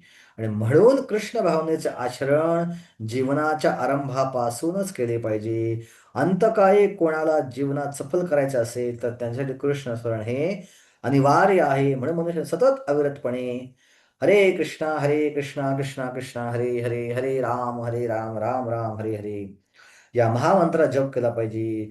श्री चैतन्य महाप्रभू सांगतात की व्यक्तीने वृक्षाप्रमाणे सहनशील झाले पाहिजे. तरोवरीवा सहिष्णु. हरे कृष्ण जप करणाऱ्या व्यक्तीच्या मार्गामध्ये अनेक संकटे निर्माण होऊ शकतात, तरी अशा सर्व संकटांना सहन करे मनुष्याने हरे कृष्ण कृष्ण कृष्ण हरे हरे, हरे राम राम राम हरे हरे या महामंत्राचा अविरतपणे जप ठेवला पाहिजे, जेणेकरून त्याला आपल्या अंतकाळी कृष्ण भावनेचा पुरेपूर लाभ होऊ शकेल.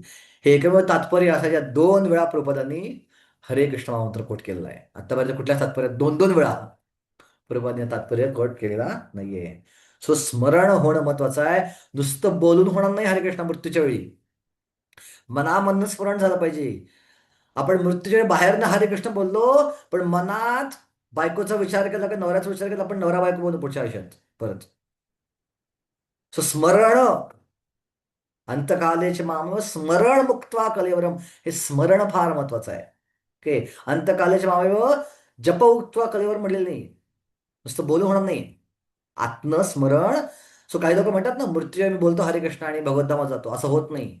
बाहेर बोललो हरे कृष्ण, आत्म विचार किंवा आसक्ती इतर गोष्टीवरती असेल तर भगवत धाम प्राप्त करणार नाही.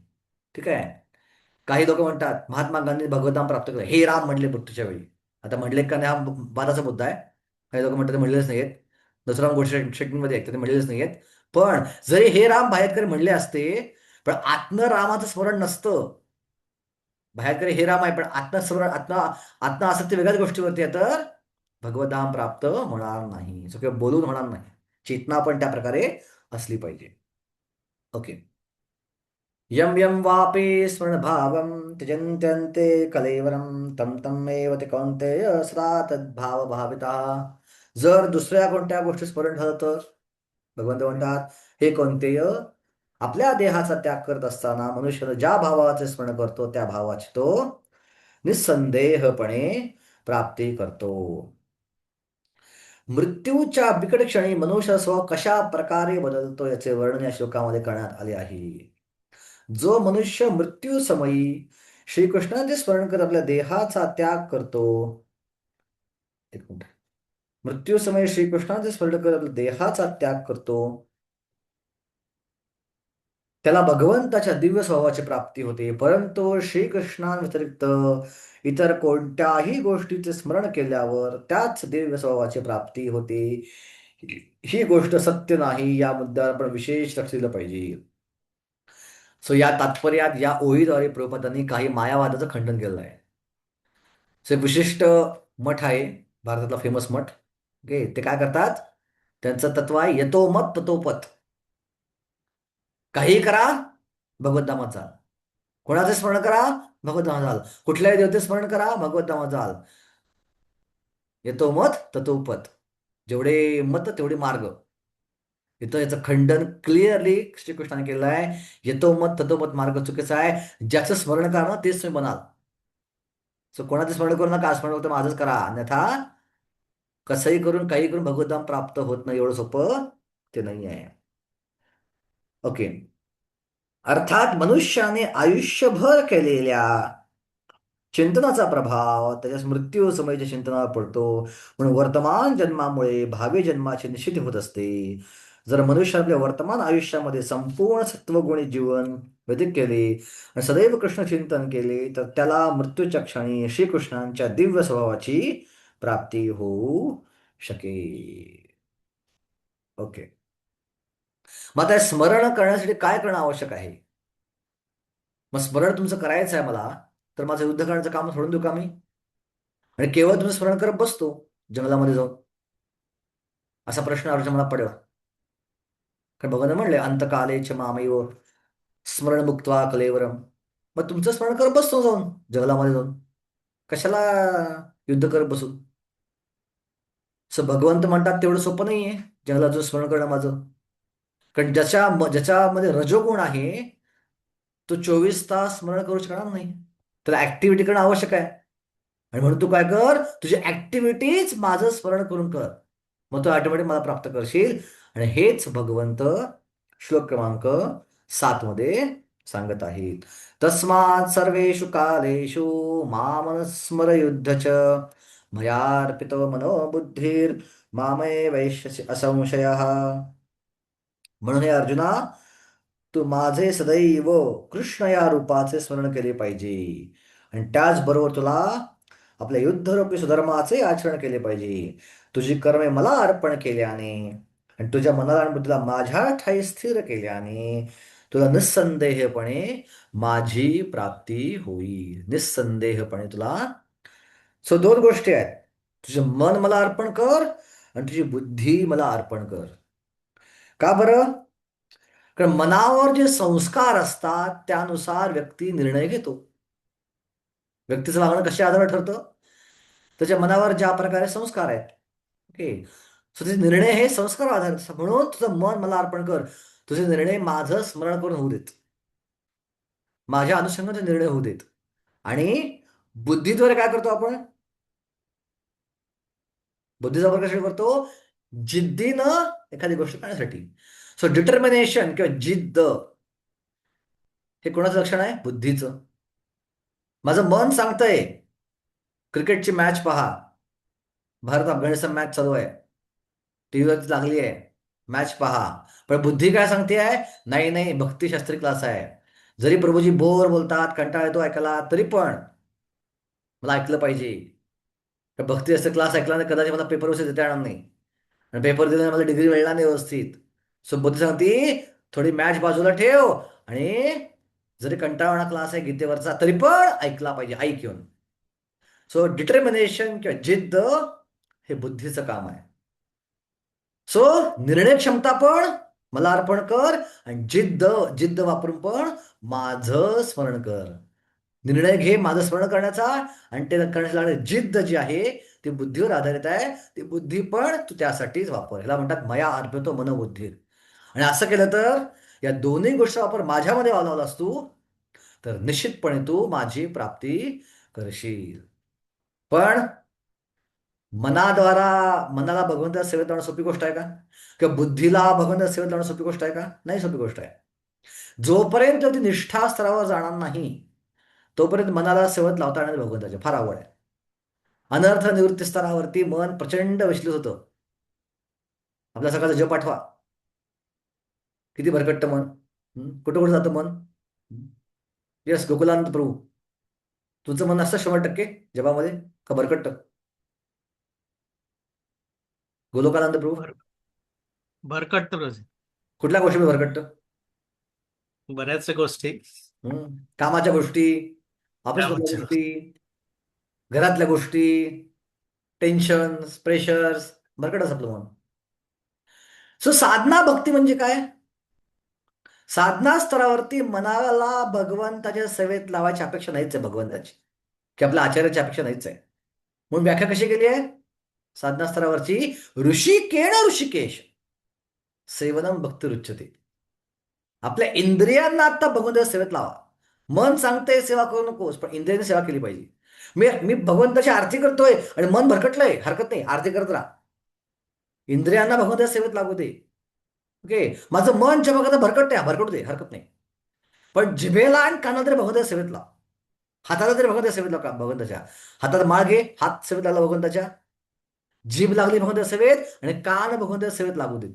मन तर भरकटत का? अल्टिमेटली मनावरचे संस्कार इंद्रियावर येणार आहेत, आणि संस्कार जे वाढत वाढत वाढत वाढत भरून जातील मनामध्ये संस्कार, त्यावेळी मन लागेल भगवंताच्या सेवेमध्ये. तोपर्यंत मन लागणार नाही.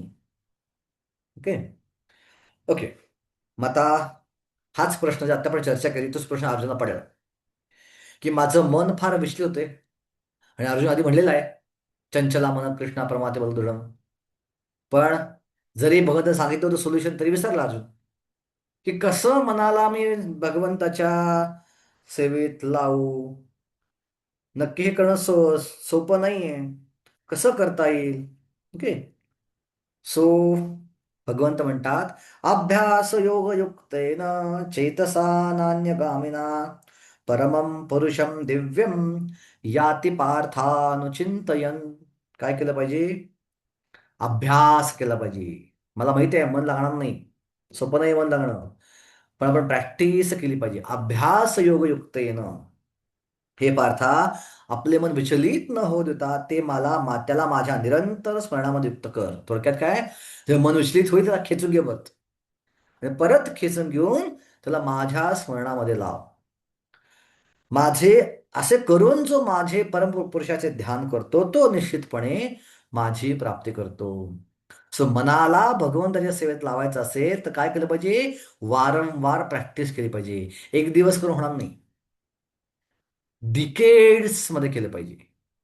प्रभुपाद काय म्हणतात, मला माझा जप परफेक्ट करण्यासाठी 40 वर्ष लागली. तुझे कोणी 40 वर्ष जप केलाय का आतापर्यंत? 40 वर्ष जप करत झालं कोण आहे? झाली 40 वर्ष भक्ती? नाही अजून झाली आपली कोणा 40 वर्ष भक्ती, माझी पण झाली नाही अजून. ठीक आहे. सो निदान तेवढा संयम तरी ठेवा, असं प्रभुपाद म्हणतात. जेव्हा शिष्य लोक विचारायचे प्रभुपादांना, प्रभुपाद मन लागत नाही जपामध्ये, मन भरकटतं. प्रभू भरकटते मन, कर का जप तुझा. प्रभू किती वर्ष असं करायचं?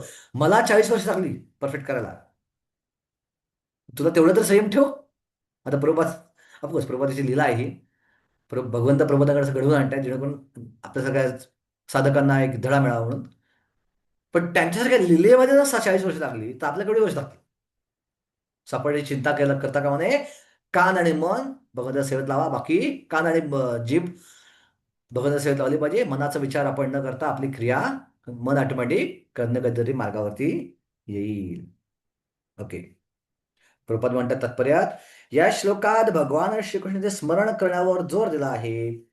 मनुष्याच्या कृष्ण स्मृतीचे पुनर्जागृती हरे कृष्ण मंत्राच्या जपाने होते. भगवंताच्या नामध्वनीचे श्रवण आणि कीर्तन या प्रक्रियेमुळे कान, जिव्हा आणि मन युक्त राहते. अशा प्रकारचे योग ध्यान आचरण करण्यास अत्यंत सोपे आहे आणि यामुळे भगवत प्राप्ती होण्यास मनुष्याला मदत होते. शेवटच्या 4 वेळी प्रभुपाद म्हणतात, योगाभ्यास म्हणजेच परमात्म्यावर ध्यान करणे होय. त्याचप्रमाणे हरे कृष्ण जपामुळे मनुष्याचं मन भगवंताच्या ठाई नित्य एकाग्र राहते. चंचल असल्यामुळे मनाला बळेच कृष्ण चिंतन युक्त करणे आवश्यक आहे. आपण फुलपाखरू व्हावे असे चिंतन करणाऱ्या सुरवंटाचे एक उदाहरण वारंवार दिले जाते. असे चिंतन केल्यामुळे त्याच जीवनात सुरवंटाचे रूपांतर फुलपाखरामध्ये होते. त्याचप्रमाणे जर आपण सदैव कृष्ण चिंतन केले तर निश्चितपणे आपल्याला आपल्या जीवनाच्या अंती श्रीकृष्णांच्या विग्रहाप्रमाणेच शरीर प्राप्त होईल. ओके. तर हे आतापर्यंत श्लोक होते, पहिले 8 श्लोक. ही एक थीम संपली आपली. ही होती ज्ञान मिश्र भक्त. स्वतःवर आपण 4 प्रकारचे भक्त पाहिलेत: आर्त, अर्थातो, जिज्ञासू आणि ज्ञान मिश्र भक्त. आणि या ज्ञान मिश्र भक्तांचं अंडरस्टँडिंग कसं असतं? ब्रह्म म्हणजे काय, अध्यात्म म्हणजे काय, कर्म म्हणजे काय, आदिदैव म्हणजे काय, आदिभूत म्हणजे काय, प्रयाणकाली काय केलं पाहिजे. आता श्लोक क्रमांक 9 ते 13 मध्ये 5वी कॅटेगरी भक्तांची भगवंत इंट्रोड्यूस करतायत. ते आहेत योग मिश्र भक्त किंवा योग मिश्र भक्तच, म्हणजे ज्यांची भक्ती प्रमुख आहे पण त्यांची योगावरची आसक्ती अजून गेलेली आहेत. काही प्रमाणात त्यांचा योग मार्गावर पण विश्वास आहे आणि त्यांना असं वाटतं की तो योग मार्गाचा पालन आपण केलं नाही तर आपण मुक्ती प्राप्त करू शकणार नाहीत. पण प्रमुख प्रॅक्टिस भक्तीच आहे म्हणून त्यांना वाटतं योग मिश्र भक्त. ओके. सो योग मिश्र भक्त कशी मुक्ती प्राप्त करतात? ओके. सो योग मिश्र भक्त भगवंताचं कसं चिंतन करतात आणि त्यांनी कसं केलं पाहिजे चिंतन? सो भगवान सांगतायत, कविम पुराणम अनुशासितारम अणोरणीयाम च अनुस्मरेज्य सर्वस्य धातारमचिन्त्य रूपम आदित्यवर्णम तमसा परस्तत. आता या श्लोकाचं मी जे काही सांगेन त्याकडे व्यवस्थित लक्ष द्या. हा प्रश्न परीक्षेत पडणार आहे म्हणून तुला सांगतो मी आताच. तो प्रश्न डिक्लेअर करून टाकतो पुढच्या मॉड्यूलच्या एक्झाममध्ये की या श्लोकात प्रत्येक शब्दाची दुसऱ्या शब्दाची एक जोड आहे. प्रत्येक शब्द का उच्चारला भगवंताने? तर भगवंत म्हणतात मी कोण आहे? कविम. कविमचा अर्थ काय शब्दाचा बघा तुम्ही. कविम म्हणजे सर्वज्ञ, हुशार, ज्ञानी किंवा सर्वज्ञ. सो भगवंत म्हणतात अशा योग मिश्र भक्तानं माझं स्मरण कविम म्हणून केलं पाहिजे, सर्वज्ञ म्हणून. मग अर्जुन म्हणेल आपण तुम्हीच सर्वज्ञ नाही आहे, जगात भरपूर हुशार लोक आहेत. सनक सनातन ऋषी आहेत, पंडित आहेत, शास्त्री आहेत, हुशार लोक आहेत, तेही कवी आहेत, तेही हुशार आहेत. सो भगवंत म्हणतात मी केवळ कवी नाही आहे, मी कोण आहे? पुराणम, म्हणजे ओरिजिनल आहे मी. हे जे सो कॉल्ड कवी आहेत, हे जे हुशार लोक आहेत, हे नष्ट होणारे आहेत. हे नष्ट होणारे आहेत. सनक सनातन एक दिवस मरणार आहेत एक दिवस, पण मी कधी मरत नाही. सो मी कोण आहे? पुराणम. ओके. ओरिजिनल आहे मी कधी मरत नाही.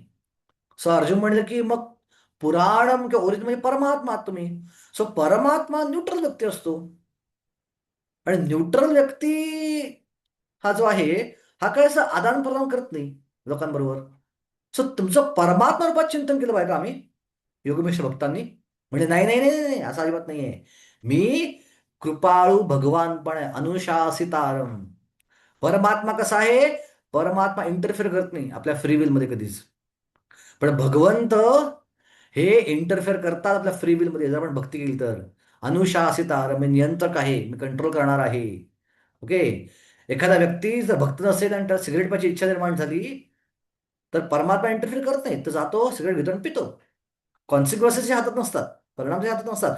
पण भक्तानं सिगरेट हातात घेतली, आत्म सांगता परमात्मा अरे वेळाच काय का पितोस हे? आपला नियम आठव, प्रभूजीने काय सांगितलं आठव, गीतेत काय वाचलं आठव, काय भोगायला लागलं आठव. लगेच सिगरेट खात्यात खाली पडते. भगवंतातनं पोक करत असतात. भगवंताची इच्छा आहे भक्त आपल्यापासून दूर जाऊ नये, सो ते मध्ये पडतात, ते इंटरफेअर करतात. म्हणून मी कोण आहे? अनुशासितारम, मी कृपाळू भगवान आहे. ओके, पण जरी कृपाळू भगवान असले तरी योग मिश्र भक्तांना समजणं एवढं सोपं नाहीये. सो भगवंत म्हणतात जरी मी कृपाळ आहे, तरी मला समजणं सोपं नाही. मी कसा आहे? अणोर आणियामच्या अनुस्मरेद्य, मी अणुपेक्षाही विचार करता खूप लहान आहे, त्यामुळे सगळं दिसत नाही जर मी कृपाळू आहे तरी. सो ज्ञानमिश्र भक्तांना भगवंत देणं सोपी गोष्ट नाहीये योगमिश्र भक्तांना, कारण ते अणुपेक्षाही लहान आहेत. अंडांतरस्थ परमाणूच्या अंतरस्थम, परमाणूच्या अंतरस्थम, दोन परमाणूच्या मध्ये ते आहेत. ओके, गोविंदम आदिपुरुषम तमम भजामी, ब्रह्मसते श्लोक येतो हा. सो मी अणुच्याही पेक्षा छोटा आहे. आणि नुसतं अणुपेक्षा छोटा नाहीये, जरी अणुपेक्षा छोटा असलो तरी सर्वस्य धातारम, मी सर्वव्यापी पण आहे, सगळ्यांचं पालन करत आहे. सर्वस्य धातारम किंवा सर्वव्यापी आहे. सो दोन्ही गोष्टी माझ्यामध्ये, छोटा असला तर अणुपेक्षा छोटा होऊ शकतो, आणि मोठा आला तर सर्वव्यापी पण होऊ शकतो. ते मला मानव एवढं सोपं नाहीये. पण माझं रूप कसं आहे? अचिंत्य रूपम, हे माझं अचिंत्य गोष्ट आहे, कल्पनेच्या पलीकडची आहे. या लॉजिकनं, या बुद्धीद्वारे माझ्या रूपाची कल्पना करणं अशक्य आहे. ओके, पण अर्जुन म्हणेल तुमचं रूप तर पाहतोय मी, एवढ्या एवढ्या आकाराचं तुमचं रूप आहे, विशिष्ट उंची विशिष्ट तरी. म्हणले नाही. ओके, केवळ तेवढंच माझं रूप नाही दिसतं, तेवढंच माझं रूप नाहीये. माझं रूप कसं आहे? आदित्य वर्णम तमसा परस्तत, माझं रूप जे आहे ते सूर्यासारखं लखलखीत आहे. आणि ज्यावेळी माझ्या रूपाची अनुभूती येते, जसं सूर्य उगवतो, सूर्य उगवल्यावर आपण सूर्यालाही पाहू शकतो आणि स्वतःलाही पाहू शकतो आणि आजूबाजूच्या वस्तूही पाहू शकतो, त्याचप्रमाणे जे भगवंताच्या भगवान रूपाची अनुभूती येते, ते सगळ्याच गोष्टीचं ज्ञान होतं. म्हणून भगवंताचं सूर्याशी केले आदित्य वर्णम, सूर्यासारखं लखलखीत त्याचं वर्ण आहे. तमसा परस्तत, ते मायेद्वारे कधी झाकलं जात नाही, म्हणून ते मायेच्या पलीकडचं आहे. मायेद्वारे आच्छादित ते रूप नाहीये. कृष्ण सूर्य सम माया होय अंधकार, जहा कृष्ण तहार नाही माया अधिकार. चैतन्य महाप्रभू सांगतात सनातन गोस्वामींना. कळली जोड का परत सांगू? ओके, परत थोडक्यात सांगतो. भगवंताला मी कवी आहे, मार्जू म्हणेल इतर अनेक लोक कवी आहेत, हुशार आहेत, सनक सनातन सगळे ऋषी आहेत. भगवंत म्हणतात ते मरतात एक दिवस, पण मी मरत नाही, मी पुराणमय ओरिजिनल आहे मी. मग अर्जुन म्हणतो तुम्ही ओरिजिनल म्हणजे तुम्ही परमात्मा आहात का? म्हणजे नाही, परमात्मा नाही मी, मी आदान प्रदान करणार आहे. परमात्मा आदान प्रदान करत नाही, पण मी कृपाळू भगवान आहे. अनुशासितार मी मध्ये पडतो. पण जरी मी कृपाळू भगवान असलो तरी पण मला पाहणं सोपं नाही योगमिश्र भक्तांना, कारण मी अणुपेक्षा छोटा आहे आणि सर्वव्यापी पण आहे, म्हणून मी अचिंत्य आहे. आणि मग तुझं रूप कसं आहे? तुझं रूप मला दिसतं असं, हा दिसतं एवढं माझं रूप नाही आहे, ते सूर्यासारखं लखलखीत आहे. कारण का सूर्याला बघितल्यावरती स्वतःला दिसतो, आपण सूर्य पाहतो, स्वतःला पाहतो आणि इतर गोष्टी पाहतो, आणि ते मायेच्या पलीकडे आहे. अशी ही प्रत्येक शब्दाची जोड आहे. भगवंत सांगतात की अशा प्रकारे योगमिश्र भक्त माझं चिंतन करतो. मनुष्याने परमपुरुषांचे सर्वज्ञ, पुरातन, नियंता, अणुपेक्षाही सूक्ष्म, सर्व गोष्टींचे पालन करता, सर्व भौतिक कल्पनेचे अतीत असणारे अचिंत्य आणि नित्य पुरुष या रूपामध्ये ध्यान केले पाहिजे. परमपुरुष सूर्याप्रमाणे तेजस्वी आहेत, आदित्य वर्णम, ते भौतिक प्रकृतीच्या पलीकडे अथवा दिव्य आहेत. तात्पर्य प्रभुपाद लिहितात, भगवंत कवी आहेत, अर्थात ते भूत, वर्तमान, भविष्य सर्व काही जाणतात. ते आद्य पुराण पुरुष आहेत, कारण सर्व गोष्टी मूळ तेच आहेत, सर्व गोष्टी जन्मदाता तेच आहेत, ते सृष्टीचे परमनियंता आहेत आणि मानव समाजाचे पालन करता आणि उपदेशक आहेत. ते सूक्ष्मानुसूक्ष्मतम आहेत. जीव हा केसाच्या अग्रभागाच्या दशसहस्राच्या इतका आहे, परंतु भगवंताची सूक्ष्मता इतकी अचिंत्य आहे की ते अणूच्याही अंतरात प्रवेश करतात, म्हणून त्याला सूक्ष्मानुसूक्ष्म असे म्हणले जाते. भगवंत या नात्याने ते अणूमध्ये प्रवेश करतात आणि अत्यंत सूक्ष्मतर वस्तूंच्या अंतरात प्रवेश करून ते परमात्मा रूपाने वस्तूंचे नियंत्रण करतात. ते जरी इतके सूक्ष्म असते तरी ते सर्वव्यापी आहेत आणि सर्व गोष्टी पालन करता आहेत. त्यांनी सर्व ग्रह धारण केले आहेत. बऱ्याच वेळा आपल्याला आश्चर्य वाटते की मोठे मोठे प्रचंड ग्रह आकाशात कसे तरंगत असतील. आपल्याला माहिती आहे गुरुत्वाकर्षण तरंगतात, पण गुरुत्वाकर्षण कुठनं येतं? मॉडर्न सायन्स सांगतं गुरुत्वाकर्षणावर तरंगतात, पण गुरुत्वाकर्षण पृथ्वीला का आहे ह्याचं कारण न्यूटन देऊ शकला नाही. न्यूटन फक्त गुरुत्वाकर्षण आहे असं सांगितलं आणि इक्वेशन सांगितलं होतं. पण गुरुत्वाकर्षण कुठनं येतं, का येतं, का गुरुत्वाकर्षण पृथ्वीला आणि इतर वस्तूंना आहे, ह्याचा स्रोत काय आहे, ह्याचं संशोधन सुरू आहे. स्ट्रिंग थिअरी वगैरे भरपूर संशोधन सुरू आहे याच्यावरती. पण अजूनही 2026 पर्यंत कोणताही वैज्ञानिक स्ट्रॉंग रिझन सांगू शकलेलं नाही आहे किंवा एक्झॅक्ट कॉन्क्रीट रिझन सांगू शकलेलं नाही आहे गुरुत्वाकर्षण का आहे. पण गुरुत्वाकर्षण किंवा ग्रॅव्हिटेशन येतं संकर्षण. संकर्षण म्हणजे भगवंताचा बलराम अवतार. सो हे बलरामची शक्ती आहे ही. या बलरामची शक्ती किंवा संकर्षण शक्ती सर्वव्यापी आहे आणि त्या शक्तीमुळे ग्रह आकाशात तरंगत आहेत. ओके, आणि ती शक्ती भगवंताने काढून घेतल्यावर हे ग्रह खाली कोसळतील. ओके. त्याने हे सर्व भौतिक जग व्यापले आहे आणि तरी ते जगाच्या पलीकडे आहेत. आध्यात्मिक याच्यामध्ये अगदी नगण्य असणाऱ्या भौतिक जगाचे आपल्याला आकलन होऊ शकणार नाही, तर जगाच्या पलीकडे असणाऱ्या गोष्टींचं आपल्याला कसे आकलन होऊ शकेल. या जगाचं पूर्ण आकलन झालं नाही आपल्याला अजून, तर ते पलीकडचं काही शक्यच नाहीये. अचिंत्य म्हणजे जे भौतिक जगाच्या अतीत आहे, ज्याला आपला युक्तिवाद तर्कशास्त्र आणि ज्ञानही स्पर्श करू शकत नाही आणि ते अतर्क्य आहे. म्हणून निरर्थक वादविवाद तर्क इत्यादी टाळून वेद, भगवद्गीता, श्रीमद भागवत इत्यादींसारख्या शास्त्राचा उद्देश स्वीकार केला पाहिजे आणि त्यामध्ये सांगितलेल्या तत्वाचे आचरण केले पाहिजे, जेणेकरून मनुष्याला ज्ञानप्राप्ती होईल. ओके, आता असं स्मरण करायचं, पण स्मरण करून नक्की प्रॅक्टिस कशी करायची योग मिश्र भक्ताला, त्याची प्रॅक्टिस कशी आहे आणि त्याला कसं शेवटच्या क्षणी भगवत धामात जायचं आहे याचं वर्णन श्लोक क्रमांक 10 मध्ये भगवंतांनी केलेलं आहे. एक सेकंड.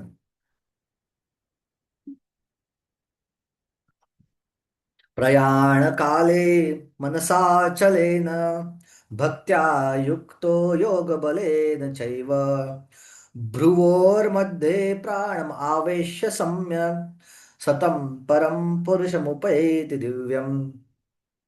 जो मनुष्य अंतकाळी दोन्ही भुवयांमध्ये प्राणवायूला स्थिर करतो आणि योग सामर्थ्याद्वारे अविचलित मनाने पूर्णपणे भक्तिभावेतून भगवत स्मरण करण्यामध्ये युक्त होतो, त्याला निश्चित भगवत धामाची प्राप्ती होते. सो प्राणवायूला खेचत खेचत खेचत खेचत योगी काय करतात, दोन भुवयाच्या मध्ये आणतात आणि तिथं आणल्यावर ज्यावेळी तो योगी भगवंत स्मरण करतो त्यावेळी तो प्राणवायू आत्म्याला घेऊन भगवत धामात जाऊ शकतो. किंवा तिथं प्राणवायू आणल्यावर तो ज्या ग्रहावर त्याचं स्मरण करेल त्या ग्रहावरती आत्म्याला घेऊन जाऊ शकतो. का बरं आत्म्याला आणायचं नाही, इथं प्राणवायू आणायचं आहे? कारण का आत्मा हा प्राणवायूवरती तरंगत आहे. हे जे 5 प्रकारचे वायू आहेत, प्राण, अपान, वयान, समान, उदान, ह्याच्या रिझल्टंट वरती आपला आत्मा तरंगत आहे. आणि ज्यावेळी आत्मा शरीर सोडतो तो काय काय घेऊन बाहेर पडतो, बाहेर मन, बुद्धी, अहंकार आणि प्राण. सो प्राण घेऊन पण आपण बाहेर पडतो. प्राण आपला कॉन्स्टंट आहे. मागच्या शरीरातला प्राण, या शरीरातला प्राण कॉन्स्टंट आहे आपला. सो तो वायू पण आपल्या बरोबर प्रवास करत असतो. सो म्हणून प्राणाबरोबर आत्मा पण हृदयातनं निघून जाईल, म्हणून प्राणाला मध्ये आणलं पाहिजे. ओके, ही सोपी गोष्ट नाही आहे. ओके, हे आज्ञाचक्र षटचक्र योग आहे, हा ध्यान योग. खालती चक्रात वर खेचक खेचक खेचक खेचक खेचक खेचक त्याला वरती आणणं. सो प्रभुपाद लिहित आहेत, या श्लोकात स्पष्टपणे सांगण्यात आले आहे की मृत्यू समयी मनाला भक्तिभावाने भगवंताच्या ठाई एकाग्र करणे आवश्यक आहे. जे लोक योगाभ्यास करीत आहेत त्यांना प्राणवायूला दोन्ही भुवयांमध्ये स्थिर करण्यास सांगण्यात आले आहे. या ठिकाणी षटचक्र योगा अभ्यास सूचित करण्यात आला आहे. षटचक्र योगामध्ये 6 चक्रांवर ध्यान केंद्रित केले जाते. विशुद्ध भक्त या प्रकारचा योगा अभ्यास करत नाही. भक्त या प्रकारचा योगा अभ्यास करत नाही, करायची गरज नाहीये. परंतु सदैव कृष्ण भावनेमध्ये युक्त असल्यामुळे भगवंताच्या कृपेने त्याला अंतकाळी भगवंताचे स्मरण होते आणि 14व्या श्लोकाचे वर्णन करण्यात आलेले आहे. या श्लोकात योग बलेन हा शब्द महत्वपूर्ण आहे, कारण योगाभ्यासाशिवाय मग तो षटचक्र योग असो किंवा भक्तियोग असो, मनुष्याला अंतकाळी दिव्य स्थितीची प्राप्ती होऊ शकत नाही. कोणाला अचानक मृत्यू समय भगवंताचे स्मरण होऊ शकत नाही. मनुष्याने कोणत्या ना कोणत्या योग पद्धतीचे विशेष करून भक्तियोगाचे आचरण केले पाहिजे. मृत्यूसमयी मनुष्याचे मन हे अत्यंत विचलित असल्याकारणाने दिव्य स्तर प्राप्त करण्यासाठी आयुष्यभर त्याने योगाचा अभ्यास करणे आवश्यक आहे. ओके. आता अर्जुन मला प्रश्न पडेल, हा जो योग तुम्ही सांगताय, कारण मी सांगितलं ना, हा 9 ते 13 हे श्लोक आहेत, ते कोणासाठी आहेत? योगमिश्र भक्तांसाठी आहेत. सो हा श्लोक ऐकल्यानंतर अर्जुनाच्या मनामध्ये काही सहज प्रश्न पडले. काय प्रश्न पडले अर्जुनाच्या मनामध्ये? की हे जे काय तुम्ही सांगत आहात हे मला समजलेलं नाहीये. कोणता योग आहे? षटचक्र योग, आज्ञाचक्र, दोन भुजाच्या मध्ये आणणं. ठीक आहे. या अ, ओके, हा योग कसा करायचा? ठीक आहे. या योगाचं या योगाचं कोणावर ध्यान लावायचं आणि ते ध्यान लावून कशाची प्राप्ती होते? ओके. अँड हा योग जो आहे हा कुणासाठी आहे? असे 4-5 प्रश्न अर्जुन डोक्यात पडले. की मुळात हा योग काय आहे, कुणावर ध्यान लावायचं, ते ध्यान लावून तो काय साध्य करणार आहे? ओके. हे 3-4 प्रश्न अर्जुन मनात पडले आणि त्याची उत्तर भगवंत 11, 12 आणि 13 मध्ये देत आहे. ओके. यदक्षरं वेदविदो विदन्ति विशन्त्यत्यादयो वीतरागा यदच्छन्तो ब्रह्मचर्यं चरन्ति तत्ते पदं संग्रहेण प्रवक्षे. जे ओंकाराचे उच्चारण करतात आणि जे संन्यास आश्रमी ब्रह्मर्षी आहेत ते ब्रह्मामध्ये प्रवेश करतात. अशा सिद्धीची इच्छा करणारे ब्रह्मचर्य व्रताचे आचरण करतात, ज्या योगी मनुष्य मुक्त होईल. आणि त्या विधींचे संक्षिप्त वर्णन आता मी तुला सांगतो. सो मुळात हे जे योगमिश्र भक्त आहेत ते जरुरी हरे कृष्णा जप करतील, ते कृष्ण स्वरूपाचं वर्णन कृष्णाचं उच्चारण करतील का हरे कृष्णाचे उच्चारण करतील? जरूर नाही. ते प्रामुख्यानं कसं उच्चारण करतात? ओंकाराचं उच्चारण करतात. आणि ते संन्यास आश्रमात ग्रहण करतात किंवा ब्रह्मचर्याचं पालन करतात. कुठला उठसूट लुंग्या सुंग्या या योगाची प्राप्ती करू शकत नाही. खूप स्ट्रिक्ट संन्यास आश्रमाचं पालन करणं आवश्यक आहे. व्हॉट्सअप बघून, फेसबुक बघून, युट्यूब बघून, टीव्ही बघून, भारत अफगाणिस्तान मॅच बघून हे करणं एवढं सोपं नाहीये. या योगाभ्यासाचं पालन करणं आहे. स्ट्रिक्ट संन्यास आश्रमाची गरज आहे आणि स्ट्रिक्ट ब्रह्मचर्याचं पालन करणं आवश्यक आहे.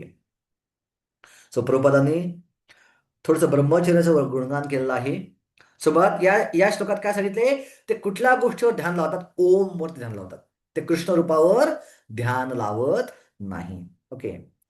सो दुसऱ्या परिषदात प्रभूने ब्रह्मचर्य किती आवश्यक आहे, वयाच्या 25 वर्षापर्यंत लग्न करायच्या आधी ब्रह्मचर्याचं पालन करणं किती आवश्यक आहे याचं थोडक्यात वर्णन प्रबोधन केलंय.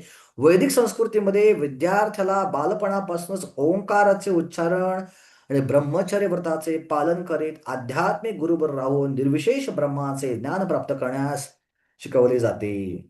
या प्रकारे त्याला ब्रह्माच्या 2 रूपांची अनुभूती होते. विद्यार्थ्याच्या आध्यात्मिक जीवनातील प्रगती करता असे प्रशिक्षण अत्यंत आवश्यक असते. परंतु सद्यस्थितीत असे ब्रह्मचारी जीवन मुळी शक्य नाही. जगाची सामाजिक रचना इतकी बदलली आहे की विद्यार्थ्याच्या जीवनाच्या प्रारंभापासूनच ब्रह्मचर्याचे पालन करणे अशक्य आहे. सर्व जगभर ज्ञानाच्या अनेक संस्था आहेत, परंतु विद्यार्थ्यांना ब्रह्मचर्य व्रताचे प्रशिक्षण देण्याकरता एकही मान्यता प्राप्त संस्था नाही. ब्रह्मचर्याचे पालन केल्याशिवाय आध्यात्मिक जीवनामध्ये प्रगती करणे अत्यंत कठीण असते. म्हणून श्री चैतन्य महाप्रभू उद्घोषित केले आहे की कलियुगासाठी भगवत साचा मार्ग म्हणजेच हरे कृष्णा कृष्णा कृष्णा हरे हरे, हरे राम राम राम हरे हरे च कीर्तन होय. आणि कीर्तन व्यतिरिक्त कलियुगामध्ये भगवत प्राप्त करण्यास तर कोणताही मार्ग उपलब्ध नाही. आता प्रभुपाद म्हणाल ब्रह्मचर्याच्या पालनाशिवाय आध्यात्मिक प्रगती होत नाही. आणि प्रभुपाद काय म्हणतात? माझ्या प्रत्येक शिष्यानं ब्रह्मचारी बनलं पाहिजे, पुरुष शिष्यानं, आणि प्रत्येक स्त्री शिष्यानं गृहस्थ बनलं पाहिजे. कसं शक्य आहे? प्रत्येक पुरुषानं ब्रह्मचारी बनलं पाहिजे आणि प्रत्येक स्त्रीनं लग्न केलं पाहिजे. याचा अर्थ काय? गोलकानंद प्रभू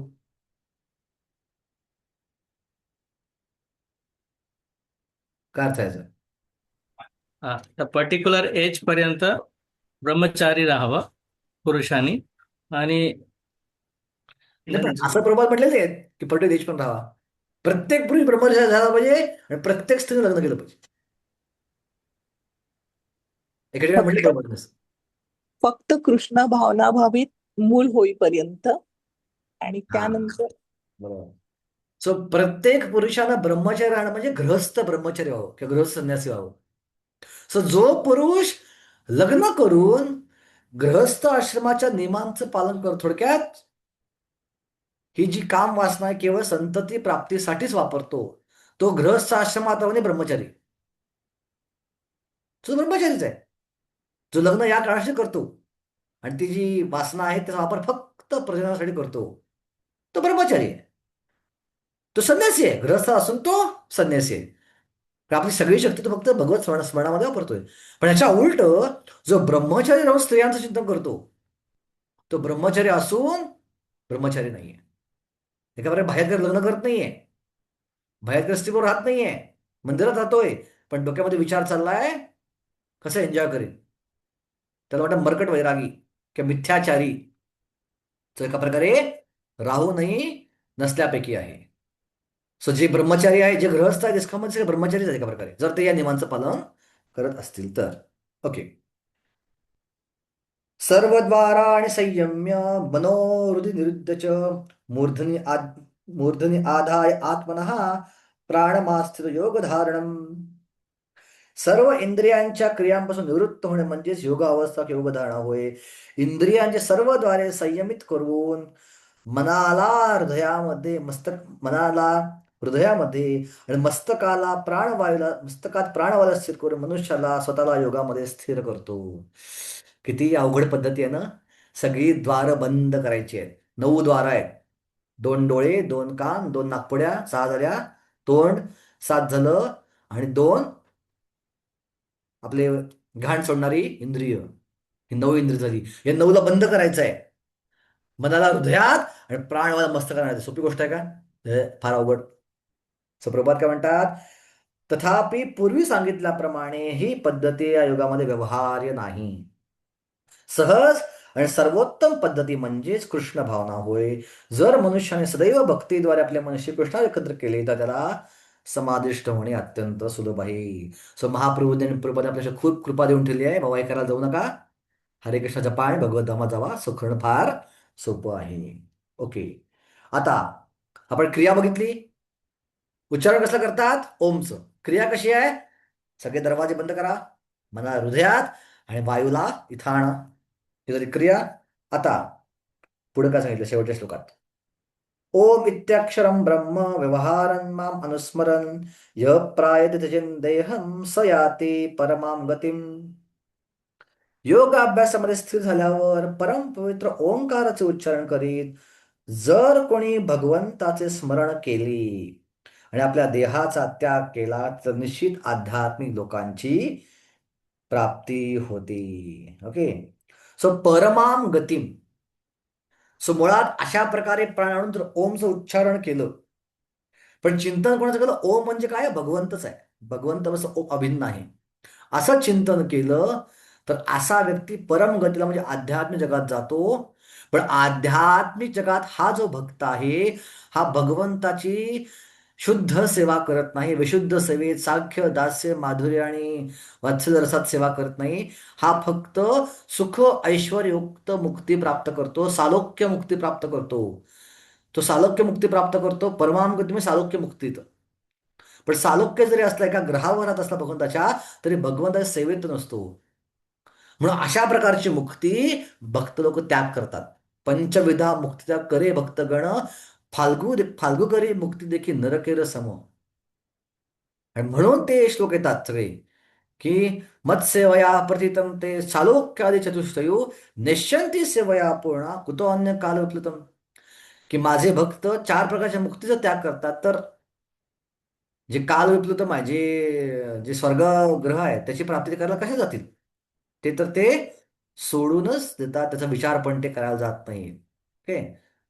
कारण का? तिथं सालोक्य मुक्ती प्राप्त करून भगवंताची सेवा मिळणार नाही. पण जर सालोक्य मुक्ती प्राप्त करून भगवंताची सेवा करायची संधी मिळणार असेल तर मात्र शुद्ध भक्त सुद्धा अशी सालोक्य मुक्ती स्वीकारायला तयार असतात.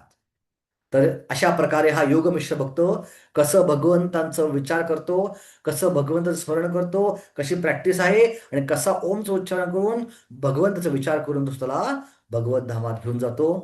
तात्पर्य प्रभुपाद म्हणतायत या ठिकाणी स्पष्ट सांगण्यात आले आहे की ओंकार ब्रह्म आणि भगवान श्रीकृष्ण यांच्यामध्ये मुळीच भेद नाही. श्रीकृष्ण निर्विशेष ध्वनी म्हणजेच ओंकार होय, परंतु हरे कृष्ण ध्वनीमध्ये ओंकाराचा समावेशही असतोच. या युगासाठी हरे कृष्ण मंत्राचे स्पष्टपणे संमत करण्यात आला आहे. म्हणून मनुष्याने अंतकाळी हरे कृष्ण कृष्ण कृष्ण हरे हरे हरे राम राम राम हरे हरे या मंत्राचे स्मरण करीत आपल्या देहाचा त्याग केला तर त्याला आपल्या अभ्यास पद्धतीनुसार निश्चितपणे आध्यात्मिक लोकांची प्राप्ती होते. कृष्ण भक्त कृष्ण लोक गोलोक वृंदावनात प्रवेश करतात. साकारवाद व्यक्ती सुद्धा आध्यात्मिक जगात वैकुंठ लोक नामक असंख्य लोक असतात आणि निर्विशेषवादी ब्रह्मज्योतीमध्येच राहतात. तर बघा प्रॅक्टिकली प्रत्येक तात्पर्याप्रबोधाने या हरे कृष्ण महामंत्राचा उच्चारण केलेला आहे. कारण का हे सगळी गोष्ट आपल्याला ऍप्लिकेबल नाही आहेत. ज्ञानमिश्र भक्त आणि योगमिश्र भक्त आपल्याला ऍप्लिकेबल नाही आहे. पण भगवंताने मॅटर ऑफ प्रोसेस किंवा बोनाफाईड प्रोसेस आहेत म्हणून त्याचं वर्णन अर्जुन सांगितलंय. आता श्लोक क्रमांक 14, 15, 16 मध्ये भगवंताची शुद्ध भक्ती काय आहे सांगितलेली आहे. तर ही थीम बदलते इथं. तर आपण ह्याचं वर्णन जे आहे पुढच्या रविवारी ऐकूया. पुढच्या रविवारी आपला अध्याय संपूर्ण छोटा अध्याय 28 श्लोकांचा अध्याय हा पुढच्या आपला अध्याय निश्चितपणे संपून जाईल आणि मग आपण सगळ्यात प्रमुख अध्याय जो की तिथला 9वा अध्याय त्यामध्ये आपण प्रवेश करू. हरे कृष्णा. ज्यांनी ज्यांनी ओपन बुक एक्झाम दिली नाही आहे विनंती आहे लवकरात लवकर सबमिट करा. मला पहिल्या मुलीचा रिझल्ट वरती सबमिट करायचा आहे. मला पेपर चेक करायचे आहेत. मी मुद्दामून थांबलो पेपर चेक करायचे पण ओपन बुक आणि क्लोज बुक एकत्र मी चेक करून रिझल्ट सबमिट करू शकेन. काही शंका असलं विचारा पण लवकरात लवकर ओपन बुक एक्झाम सबमिट करा. हरे कृष्णा. प्रभूजी हा बोला एक प्रश्न होता. बोला. ते कवीम जे शब्द आहे ना श्लोकमध्ये आलेला हम्म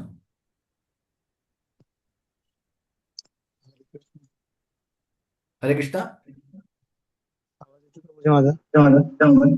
तुमचा आवाज घुमायला लागलाय प्रभूजी. आता आवाज येतो क्लिअर प्रभूजी? आता येतोय. हा तो कवीम जो शब्द होता ना हा आता माहिती नाही किती नवीन आहे पण ते कबीर संत कबीरना भगवंत मानायला लागले बघा हा हा ऑर्गनायझेशन. हा त्या शब्दाला ते कबीर म्हणून घेतात आणि सांगतात की या भगवद्गीतेमध्ये असे काही शब्द आले ज्याच्यामध्ये कबीर हे आहे पण तुम्हाला माहिती नाही. जसं कवीम शब्दाला पण ते कबीर म्हणून घेतात. हा ते जे आहे ना त्याला इंटरपोलेशन म्हणतात. अच्छा. इंटरपोलेशन म्हणजे काय की आपल्या मनाप्रमाणे एखादी गोष्ट सिद्ध करण्यासाठी ते शब्दांची हा फेरफार करतात. ओके. हा ना. आणि ऍडजस्टमेंट हा. करतात. पण आपल्या आचार्यांच्या प्रमाणिक आचार्यांच्या परंपरेमध्ये असं कोणी कवितेचं कबीर असं काही सांगितलेलं नाही कधी.